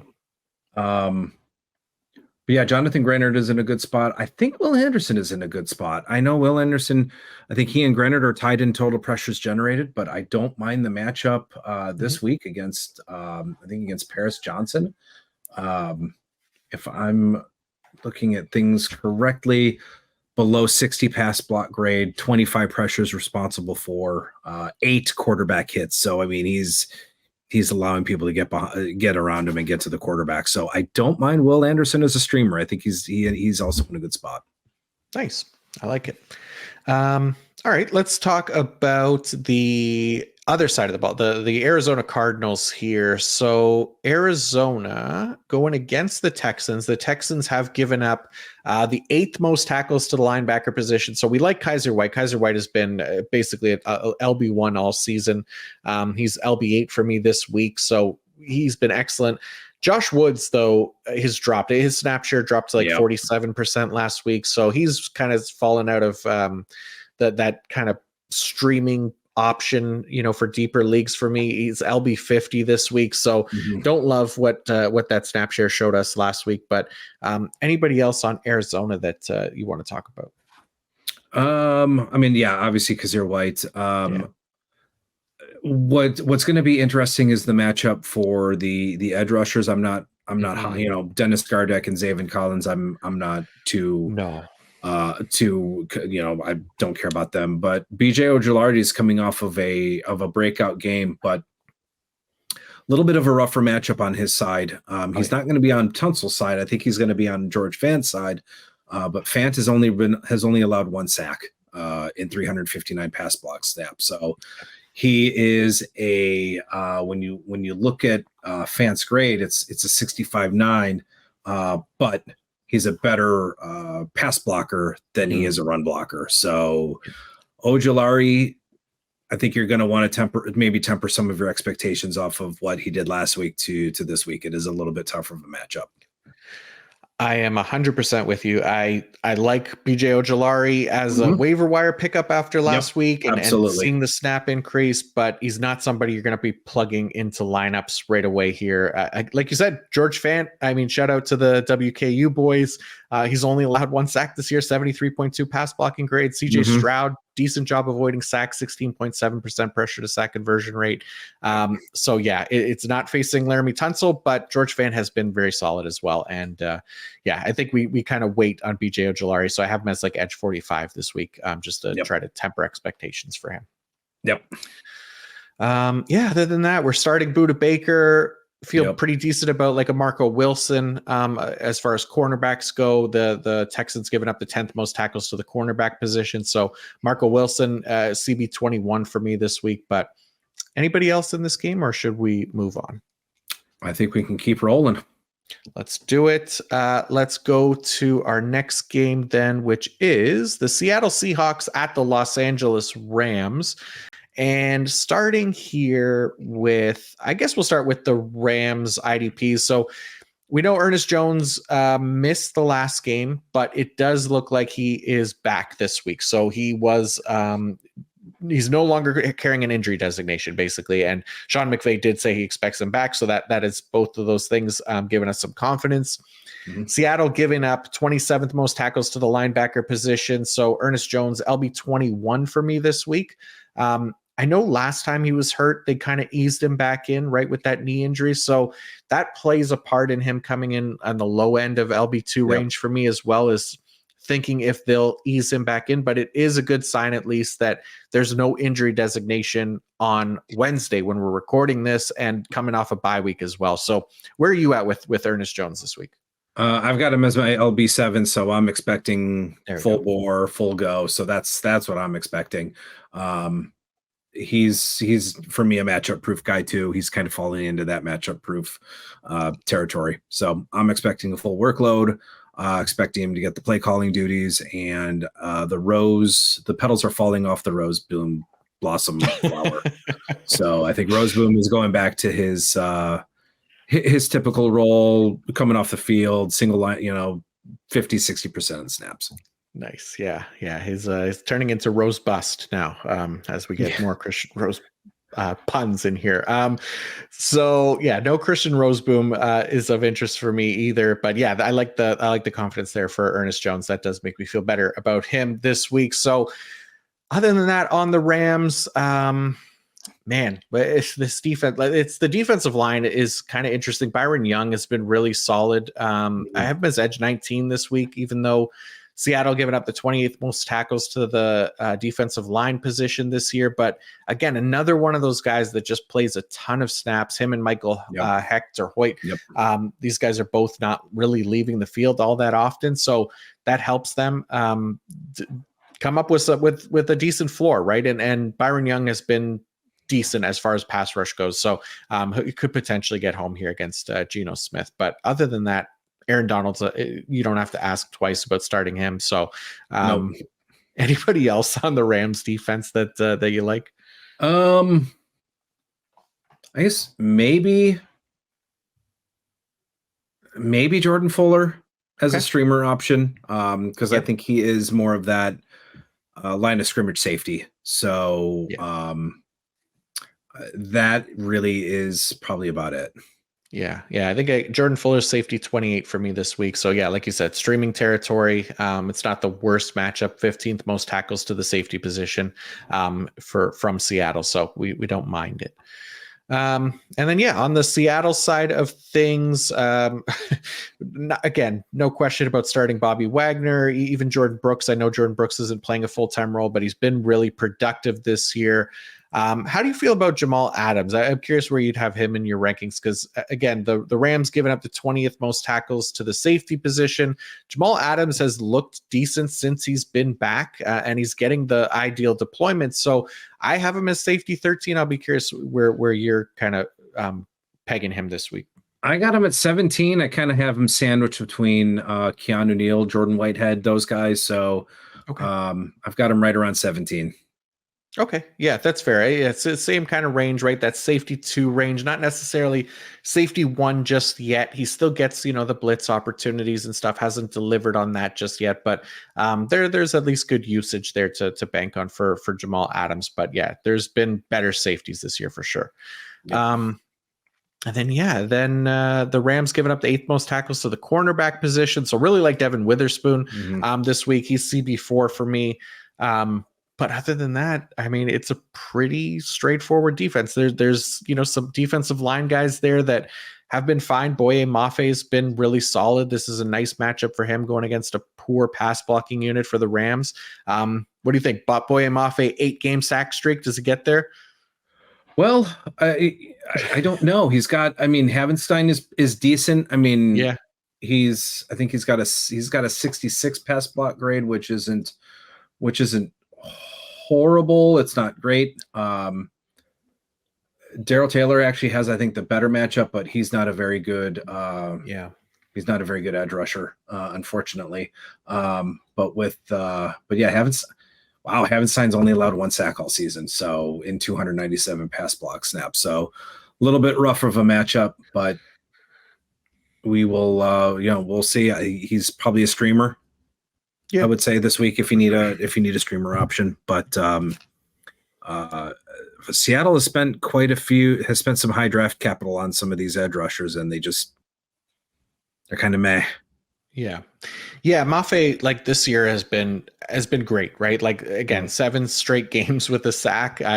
Look, these things are going to come to an end at some point. I don't know if it'll be this week. Matthew Stafford is back as well, so that does make a difference there for quarterback that you're playing against. So there may be some more pass rush opportunities as well going against Stafford. But yeah, I don't hate Mafe. I got him as like edge 18, but he's really kind of the only one for me this week. Yep. All right, that was pretty simple. Let's go to the Tampa Bay Buccaneers at the San Francisco 49ers. Where do we want to start with this one, Mike? I think it seems pretty straightforward to me. I think with San Francisco, I think it's Fred Warner and Dre Greenlaw, obviously one of the best linebacker duos, not just in IDP, but just in football.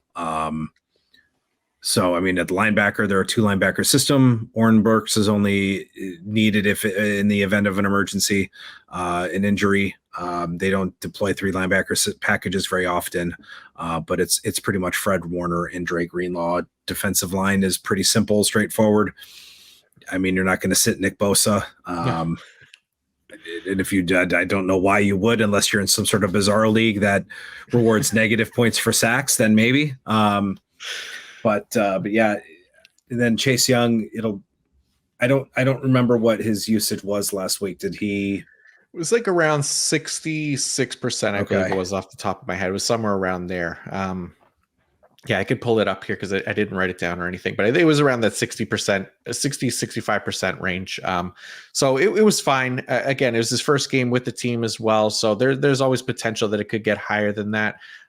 They also ended up taking care of the Jacksonville Jaguars pretty handedly. So there wasn't like a ton of need for these guys to play too deep into the game either. So I don't think you necessarily need to play Chase Young if you don't have to, because I think he's lining up on Tristan Wirf's side of the offensive line. Yeah. So if you don't have to play Young, I might sit him and maybe make him as a matchup play.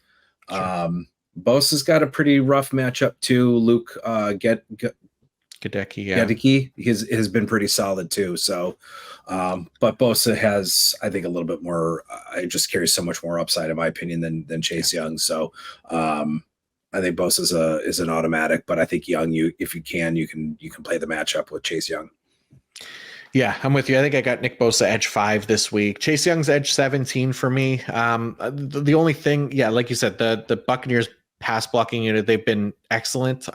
Baker Mayfield was amazing early in the year at avoiding sacks. But that has started to regress to the mean here lately. He's taken 3 sacks in 3 of his last 4 games, right? So 3 sacks in each game in 3 of the last 4. And then he only had, I think, he had 2 in that one other game, but he had only taken 5 sacks in the 5 games prior to that stretch, right? So was really good at it at first, but it started to see a little bit more sacks here recently, but the Tampa Bay O-line is still elite. So could be a tougher matchup for the 49ers defensive linemen, but you pretty much have to start most of them, right? Javon Hargrave is another one, DT required leagues. He's been really, really good. So other than that, like you said, Fred Warner, Drake Greenlaw, Diamador Lenore and Charvarius Ward, both in the consideration this week for starting lineups for CB required leagues.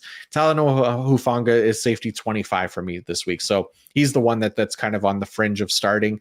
The Buccaneers giving up the 21st most tackles to the safety position, and Hufanga not as efficient as most people seem to think that he is. So he's kind of on that fringe for me. Yep. All right, let's talk about the Tampa Bay Buccaneers side, Mike. Again, another really straightforward defense here. So this is a pretty easy game to kind of analyze, but where anybody that you want to talk about specifically for this one? Yeah, I think you can. I think have a short memory with Levante David, and I think you can play him. I mean, a matchup with Christian McCaffrey, he'll probably see a little bit of He'll probably see George Kittle within pass coverage. So I think you can have a short memory with Levante David and plug him in. I think he had like 4 straight 10 or more tackle games, and then obviously comes in with 5. But it's just one of those weeks. Devin White, I mean, he's a 100% snap guy, although production's been up and down with him. And a really good matchup for the safety position and Antoine Winfield. I think you can I think Ryan Neal, I don't know what you think, is borderline droppable at this point. He's lost snaps. I think he's been benched. So for me, I think you can probably say sayonara to Ryan Neal. Let him walk the plank. Yeah, he's definitely walking the plank there in Tampa Bay because he was like one that I was fine dropping after the first week that he lost snaps, but I was like, maybe we could hold him just in case because he's been an efficient tackler. But 2 weeks in a row now of that really low snap share was 33% in week 10. He can go kick rocks now. There's no need to keep Ryan Neal on our roster. But Antoine Winfield safety 2 for me this week. It is an excellent matchup.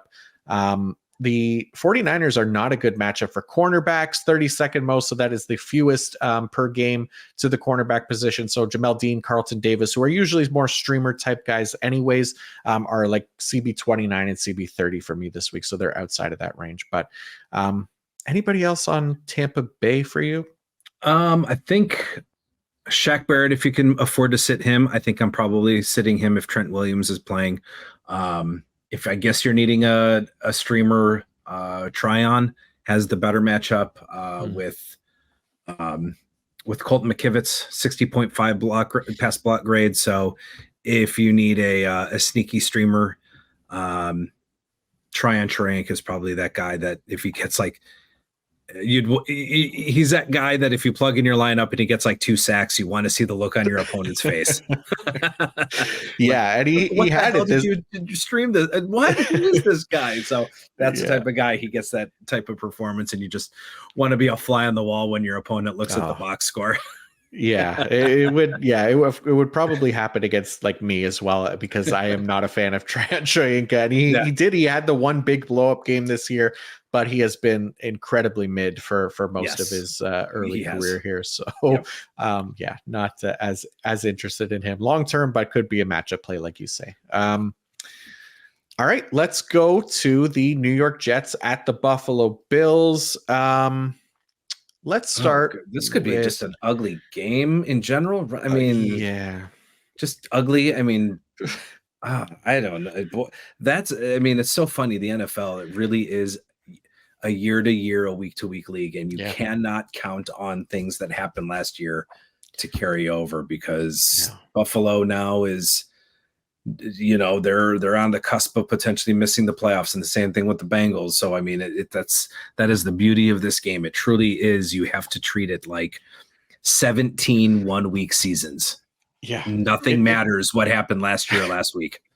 It really is. Like, even like the 49ers that we just talked about, right? Like, what did they lost 3 straight or something that, and then just waxed Jacksonville. So Jacksonville was the bell of the ball coming. They're like, Jacksonville, I don't know, they're gonna, they're one of the best teams, and then now it's like, boat race. I mean, not even close. It's like they didn't even show up at home. I mean, really? Yeah, it's it'll be an interesting one here, Jets and Bills, because 2 struggling offenses right now. I mean, I have more faith in the Bills offense for sure under Josh Allen than I do Zach Wilson, but Josh Allen has had his struggles this year. There's no doubt about it. I mean, the Jets beat the Eagles, so that shows you how this season has gone. Oh my God. It's crazy. So let's talk about the Bills IDPs first then, and focus on their linebackers here a little bit, because it's been kind of interesting how Buffalo has kind of shifted philosophies here, right? Because they've been playing much more dime personnel lately, and since week 7, really, week 7. So that was 1 week removed from them trying Dorian Williams out as a full-time linebacker. And then since that time, they've played the 3rd highest rate of dime personnel and taken a linebacker off the field. So 3rd most, behind only Kansas City and New England in dime rate. Weeks 1 to 6, they had only played 3% of their snaps in dime, which was 21st in the league. So last week, even without Micah Hyde in the lineup, they were still like, you know what, we'd rather have Taylor Rapp play a full-time role and put Cam Lewis and DeMar Hamlin out there over Tyrell Dodson or Dorian Williams playing a full-time role. So that's kind of where they're at with their feelings on these other linebackers outside of Terrell Bernard. Like, I like Terrell Bernard for IDP. He's LB 16, but Tyrell Dodson's LB 48, because the Bills don't like him. I'm going to have a hard time liking him as well. And they've been one of those defenses you could pencil in as a 2 linebacker system, but obviously when you lose Matt Milano, that's going to throw everything off. And I think they've been playing Jordan Poyer as more as that dime linebacker, that line of scrimmage guy. Obviously I would trust Jordan Poyer a whole lot more than Terrell Dodson or Dorian Williams at this point. So, Terrell Bernard has been, from an IDP standpoint, has been fantastic. I mean, he's kind of he's made my tweet look good from March, where I got ahead of myself and said that he was going to be this year's Cody Barton, and then they draft Dorian Williams, and then all of a sudden you get into the most watched linebacker training camp battle that I can remember. It's like, all right, who's going to get that LB2? Who's going to wear the dot? Who's going to do this? Is it Dorian? Who the heck is Balin Spector now? Who the hell is this guy? So, Bernard it's Bernard, obviously as the play caller. I don't, at this point, there's nobody else you can really trust at the linebacker spot. I mean, they're not a 2 linebacker system anymore. They're taking those 2 off and trusting the DBs a little bit more. Yeah, I'm with you. And when next year that could go back to two linebackers, but right now Yes. they just don't have the dudes to do it. So we Yeah. got to follow where the snaps are. And Terrell Bernard is the only full-time player there, so he's the one we're trusting for the most part. And then if we really have to, it's Tyrell Dodson, but really deep leagues only. Um, yeah, the Jets are giving up the fewest tackles to the safety position as well. So, like you said, I love Jordan Poyer a lot more than these secondary linebackers here for the Bills. But this week he's safety Tougher 23 for matchup. me. So, yeah, down on the lower end of safety two this week. And Micah Hyde is much deeper leagues only. Teron Johnson, CB11 for me.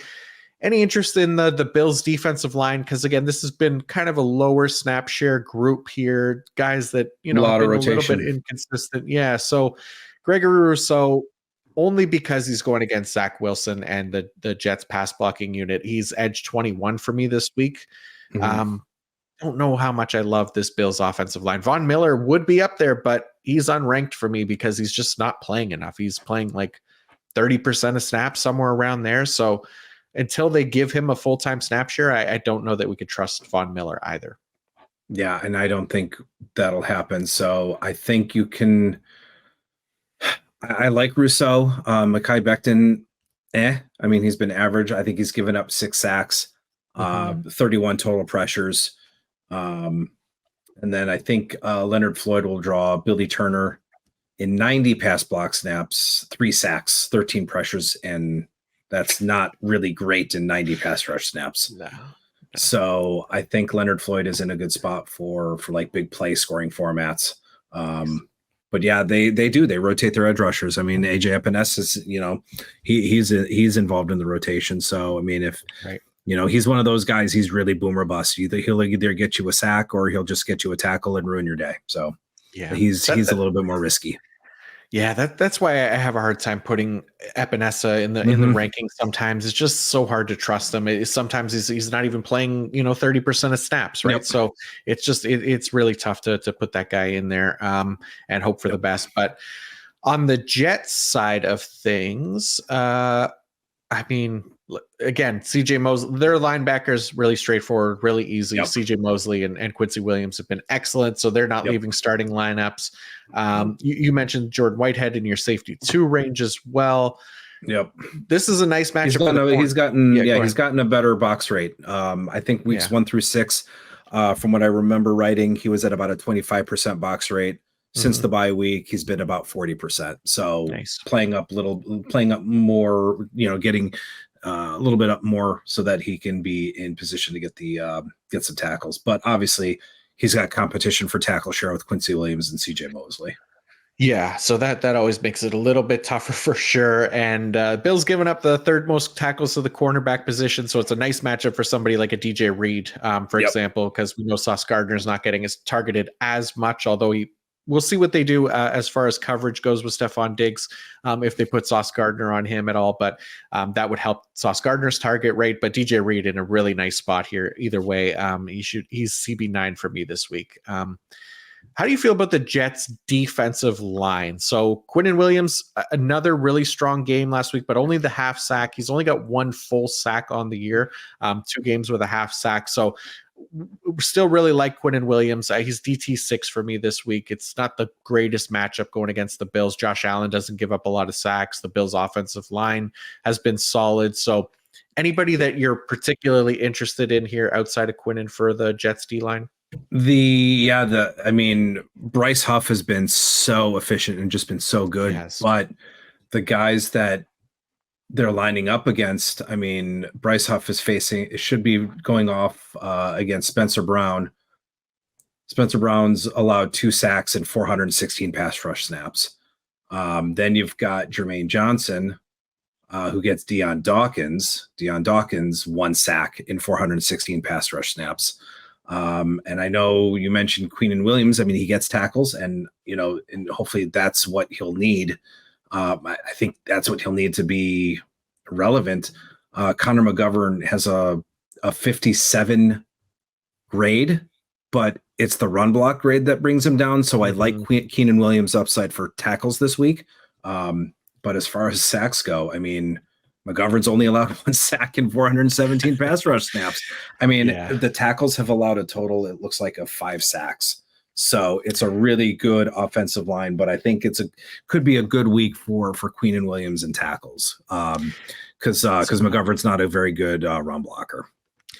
Yeah, that's what I'm hoping kind of makes up for it here for Quinnen. And the Bills are giving up the 26th most tackles to D-line, so it doesn't necessarily show great on paper, but Quinnen's been excellent, and he could definitely put himself in the right position there to get those tackles. But yeah, don't know that it's going to be the first full sack of the year for Quinnen Williams this week. And like I said, Deion Dawkins, those guys, they've all been great. Deion Dawkins I have in our All-22 league. Shout out to the All-22 guys as well. But Deion Dawkins has been really excellent. The whole Bills offensive line has been solid. So anybody else in this game before we go to Sunday Night Football? No, I think we can chug along. Let's do it. Let's talk about Sunday Night Football here. It is the Minnesota Vikings at the Denver Broncos. Interesting choice for a Sunday Night Football game, but here we are. Mike, where do you want to start with this game? So with the Minnesota IDPs, I think we're going to be talking about your Hall of Fame candidate, Ivan Pace. Yes. But I will say, while I'm not obviously a medical doctor in any way, shape, or form, it is the first time I've ever heard of somebody with a compartment syndrome. Right. With Jordan Hicks. And I wasn't sure what that meant. Josh and I touched on it, and it doesn't sound good is basically what what the conclusion was. It's got a range of severity. I mean, I guess it's got a range of severity, but a compartment syndrome is not good. So I'm assuming at this point Hicks is probably going to be out. I mean, I would be surprised if he was already put on IR or a season-ending IR or anything. So I'm assuming he's done for quite a while. Yeah, they did seemingly place him on injured reserve. I believe. Yeah, he's on injured reserve right now. So the short term. Yeah, I guess there's potential for him to return. Yeah. But look, we saw with Leighton Vander Esch, he went on injured reserve, and then they just ruled him out. They just ruled him out for the year. Yep. Right. So we never know. I don't know. Again, I'm like you. I'm not a doctor. I don't know how severe compartment syndrome can be, or his specifically. So, the very least, he's out 4 games, which means, future Hall of Famer Ivan Pace out here potentially going to take that full-time opportunity. How good do you feel about Pace stepping into that full-time role? Because I feel pretty good about it, at least for this first week. He played 100% of snaps when Hicks left the last game. I know they brought in Anthony Barr, but Anthony Barr's got familiar with Minnesota as a team, but not necessarily this Brian Flores defense, right? So that's kind of where I went when I was talking about it with Josh. Yeah, I mean, he knows Minnesota, but this is a different defense. From my assumption, I think this is more of an indictment maybe on Brian Asamoah than it might be on Ivan Pace. So, and real quick, I did just kind of look up. I do have Google at my fingertips. So compartment syndrome, it's an increase in pressure inside a muscle, which restricts blood flow and causes pain. If it happens suddenly, it can be serious and need treatment as soon as possible. So it definitely is suboptimal to have. Yeah. Suboptimal is a good way of putting it here. And that's why I guess they put him on injured reserve. I thought they called it a shin injury at first. So that's what I think I've included in the IDP fantasy report. And maybe that's the area where that compartment syndrome is happening. Anyways, but yeah, Ivan Pace, I'm with you. I think he is that next man up for that full-time role. And, he hasn't necessarily been the most efficient tackler this season. But he hasn't played anywhere close to 100% of snaps before either. And that's going to be the main thing here to help him. And this Vikings zone heavy defense too. I think there's at least a chance he can be more efficient and be a fantasy starter on a weekly basis. Jordan Hicks was like an LB1 in this defense, right? Easily. So easy. If Pace can be in that 12 to 24 range or 13 to 24 range, going forward, that I think we'd be very happy with that for somebody that we're picking up off the waiver wire right now. Yeah, Pace. He wore the dot for Hicks. And then when you watch him, he's a football player. He's not he doesn't play his size. He's not afraid to mix it up. He's not afraid of contact. He's not afraid of of anything, and he's quick, and I think he's a good. I think he'll be a good linebacker in the system. And like I said, it's a one linebacker system. That's typically what Flores is deploying. So it'll be interesting to see what happens. But like I said, I think the Anthony Barr signing is more of an indictment on Brian Asamoah than anything with Ivan Pace at this point. Yeah, I'm with you for sure. So yeah, excited to see what Ivan Pace does here in a full-time role. Hopefully, yeah, like you said, he hopefully gets it and can perform well, because he is a really, really great fit for that Brian Flores defense and everything that he's able to do, including as a blitzer. So could be a really fun player here to watch for the latter half of the season. Yep. Other things on Minnesota, I mean, their safety trio has been really excellent all season long. It's been crazy. Cam Bynum, Josh Metellus, Harrison Smith, like all of these guys are producing for IDP. And Josh Metellus, one of my favorites to watch this year. He has been such a fun player. He's performing really well. Another one of those guys that just fits Brian Flores's defense perfectly, and really, kind of taken on that role of the Brandon Jones role in Miami, right? That we like Brandon Jones so much, but Metellus is doing it now on 100% of snaps. So really good stuff from him. So I think I got Bynum safety 11, Metellus safety 15, Harrison Smith safety 19. All of these guys, if you're watching on YouTube, when I put the scoring across the ticker there for safety position, I think all three of them are in the top 12 of scoring for our preferred scoring here at PFF. So they've been all very productive. They've been excellent. So hard to keep any of them out of the lineups. And yeah, Josh Metellus has been excellent. But anything else for the Vikings IDPs for you? No, I think I think outside of Danielle Hunter, I think that's pretty much it. Yeah, I'm with you. Danielle Hunter, edge 8 for me this week. And DJ Wanham, he's in the rankings. I can't remember where I have him ranked. I can try to find him if I need to here, but he's been so inconsistent. He's not one of the best pass rushers in the league. He had a big game last week, but edge 42 for me this week. So, all right, let's talk about, we didn't talk about the Denver IDPs yet. So anybody on Denver that you want to start with? I think, is Josie Jewell droppable at this point? He's definitely trending that way. Yeah, he's definitely lost his full-time role. I think he's kind of getting down to this, if I'm not mistaken. I think he had like 60% of the snaps last week, and 61%. It's been pretty much, it's been pretty much Singleton that has dominated the snaps. So I think you'd really need to consider probably at the very worst bench him, but it's pretty much Singleton at the linebacker position. Yeah, have a hard time starting Josie Jewell at this point in most leagues. LB 36 for me this week. Kingleton, our guy, LB 14 here. So still trust him quite a bit. 7th most tackles to the linebacker position as well. So decent matchup. But yeah, Josie Jewell, 61% of snaps is not going to get it done. That is not ideal at all. So other than that, Kareem Jackson's returning from suspension this week, but safety 45 for me. The one that's interesting in the defensive backs for Denver is Jaquan McMillian. So I have him as CB16 this week. He stands out as a potentially strong streaming option going against the Vikings, who have yielded 14 tackles per game to the cornerback position, which is tied for 7th most. He's been playing an every down role over the past 2 weeks. And he's been Denver's primary nickel corner as well. So McMillian, I like to kind of continue in that role this week.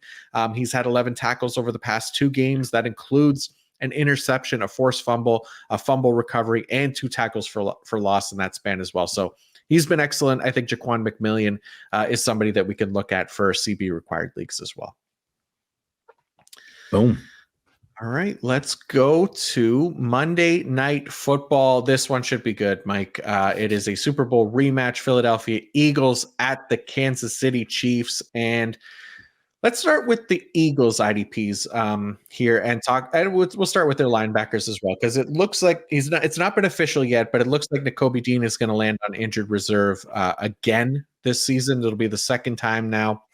So the way that they approached this last time when Dean was out was Nicholas Morrow was their 100% player, right? Which is not what has been the case when Dean was in the lineup. Morrow was actually pushed down to 3rd on the depth chart, even behind Zach Cunningham. So I'm thinking that Morrow could find himself back in a full-time role here going forward with Nakobe Dean going back to IR, which means that Zach Cunningham would just kind of remain in that part-time role. I don't know. I have both players right now outside of the top 30 linebackers for me, just to kind of see how it plays out and see which one we should be trusting going forward. But Morrow is ranked higher for me this week, just in assuming that they go back to that similar rotation that they had before when Dean was out. So how are you feeling about it? I got Cunningham at 36 and Morrow at 44. I think Morrow is for the most part the play caller, but he's kind of just he's an inefficient tackler. I mean, you can either get 10 tackles or you're getting 3. And Cunningham's been a little bit more has been a little bit better, has been the better tackler in the defense. So I would probably side with Cunningham just from a production standpoint, sure. A little bit more over Morrow, but I do think Morrow is going to be the play caller. So I do think if they do go single, I think it is probably going to be Cunningham that comes off, but they don't run single linebacker very much, if I'm not mistaken. Mm-hmm. I mean, Cunningham's been consistently at about 85% of the snaps for most of the season. Yeah, I think that makes sense. We could definitely see Cunningham kind of outproduce his snap share for sure. He's done it before this season. So, I don't mind that call at all. And yeah, I'm in the similar range just with those two guys swapped, basically. Yep. Then other things on the Eagles IDPs, Reed Blankenship, I continue to really like. He's delivered some great tackling performances this season. He's got an 11.7% tackle efficiency. That's tied with Derwin James for the 8th best mark among safeties this season. He's also added 2 interceptions, a fumble recovery in 7 games. He's missed some time with injury, obviously, but yeah, it's not necessarily the strongest matchup this week for safeties, but Blankenship's just been excellent, and I think it'll be a high-scoring game. So there should be more opportunities for the safeties this week than usual against Kansas City. Yep.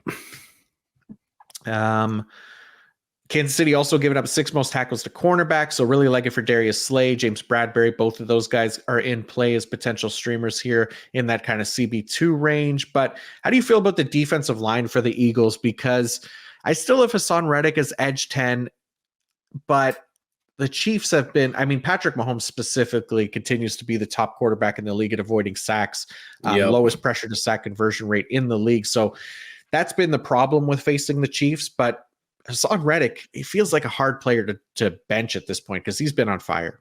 He is. Tough matchup, though. Reddick looks to be on Jawan Taylor's side, but again, kind of a bad. He's more of a bad. He's not very good in run blocking. Mm-hmm. And it looks like Taylor's allowed only 2 sacks all season, 398 pass block snaps. So, but sometimes the pass rush talent does win out. So, we'll have to see. But it is a little bit tougher of a matchup. And even on Josh Sweat's side of the field, Donovan Smith hasn't been horrible. He's only given up 1 sack and 404 pass rush snaps. So pass block snaps, 6 hits. So he can be beat. Mm-hmm. Yeah, it's a tough one. I think it's more like tempering expectations for everybody on this Philadelphia defensive line this week going against Patrick Mahomes. He's just so slippery. He just doesn't, he just avoids the sack. He just, next thing you know, he just slides up in the pocket and he's gone, or he sidearms the ball and it's out of his hands. Yeah, he's ridiculous. That's for sure. Let's see. Anybody else on Philadelphia you want to talk? Let's wrap it up here with the Chiefs. Yeah, I mean, in defensive tackle leagues, I mean, Jalen Carter, but again, they've got a really good interior. I mean, again, Kansas City just has a really good interior offensive line too. So, about Jalen Carter is probably a little bit down on my DL ranks, but if you need a defensive tackle, but again, temper expectations because Mahomes is really good and they've got a good interior offensive line. Yeah, Jalen Carter's been awesome this year, but definitely tempering expectations. He's DT 15 for me among defensive tackles, so he's not in that top 12 range or anything, but he always could be because he has the pass rush metrics and in the right matchup could do it, but not the best matchup this week. All right, let's talk about the Kansas City Chiefs here, and want to start with the linebackers, Mike. Drew Tranquil, feel pretty good about him, but Yep. Leo Chanel has played ahead of Willie Gay for 2 straight games heading into the bye week, which was interesting. I know Willie Gay is dealing with some injuries, back stuff as well. So I'm thinking that maybe goes back to normal where Willie Gay is the LB2 this week, given the, post bye, some time off there, coming back from Germany. How are you feeling about this Chiefs linebacker rotation? Yeah, we'll have to see. I think if we could, I think the LB2 is someone you don't necessarily need to play. Right. I mean, Chanel had come in week 8. He was at about 69% of the snaps. Week 9, he was at about 54. So it's an encouraging snap rate, but not one where you need to, plug somebody in. So at this point, the linebacker, it's just Drew Tranquil, play caller of the defense, getting 100% of the snaps. So, I don't think you need to necessarily rush out, but Chanel has some big play upside.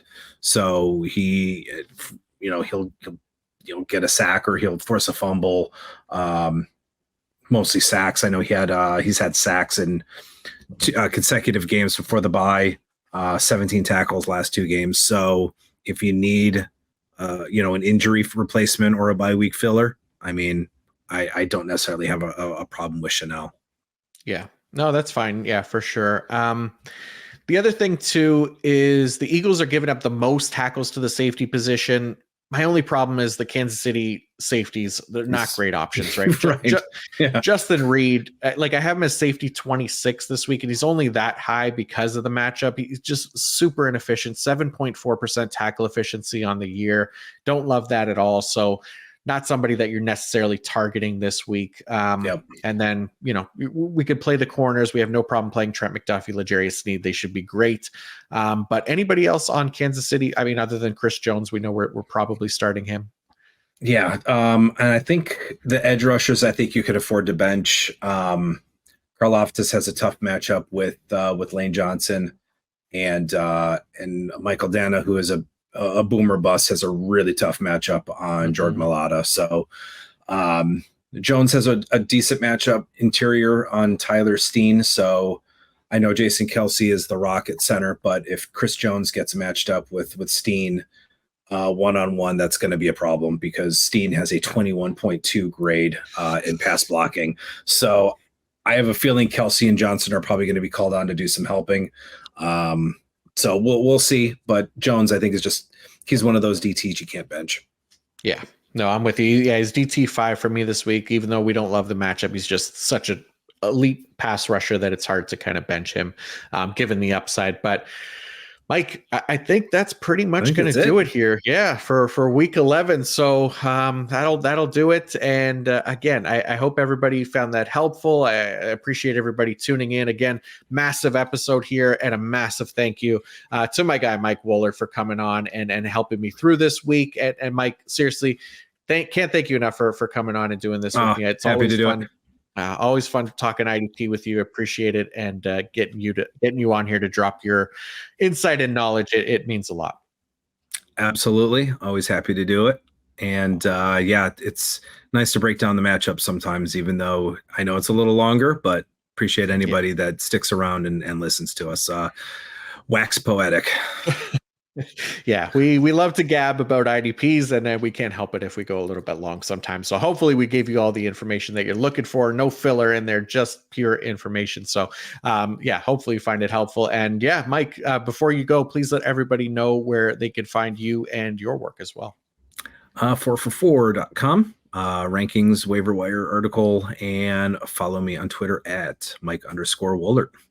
Yes, sir. Definitely check out Mike and his work. And yes, for me, PFF.com, everything I write is up there. We got the IDP fantasy report, IDP rankings, the wide receiver man zone coverage report will be up Thursday morning as well. And the offensive line, defensive line matchups to target and avoid will also be up on Friday morning. So check out all of those. Appreciate anybody that does. If you're watching on the YouTube, appreciate anybody that's able to just give us a like and subscribe. It means a lot and then helps us go a long way here. So other than that, I'll be back tomorrow previewing the offensive side of the ball with Kate Majuk. So we will see you all then. And until next time, peace out.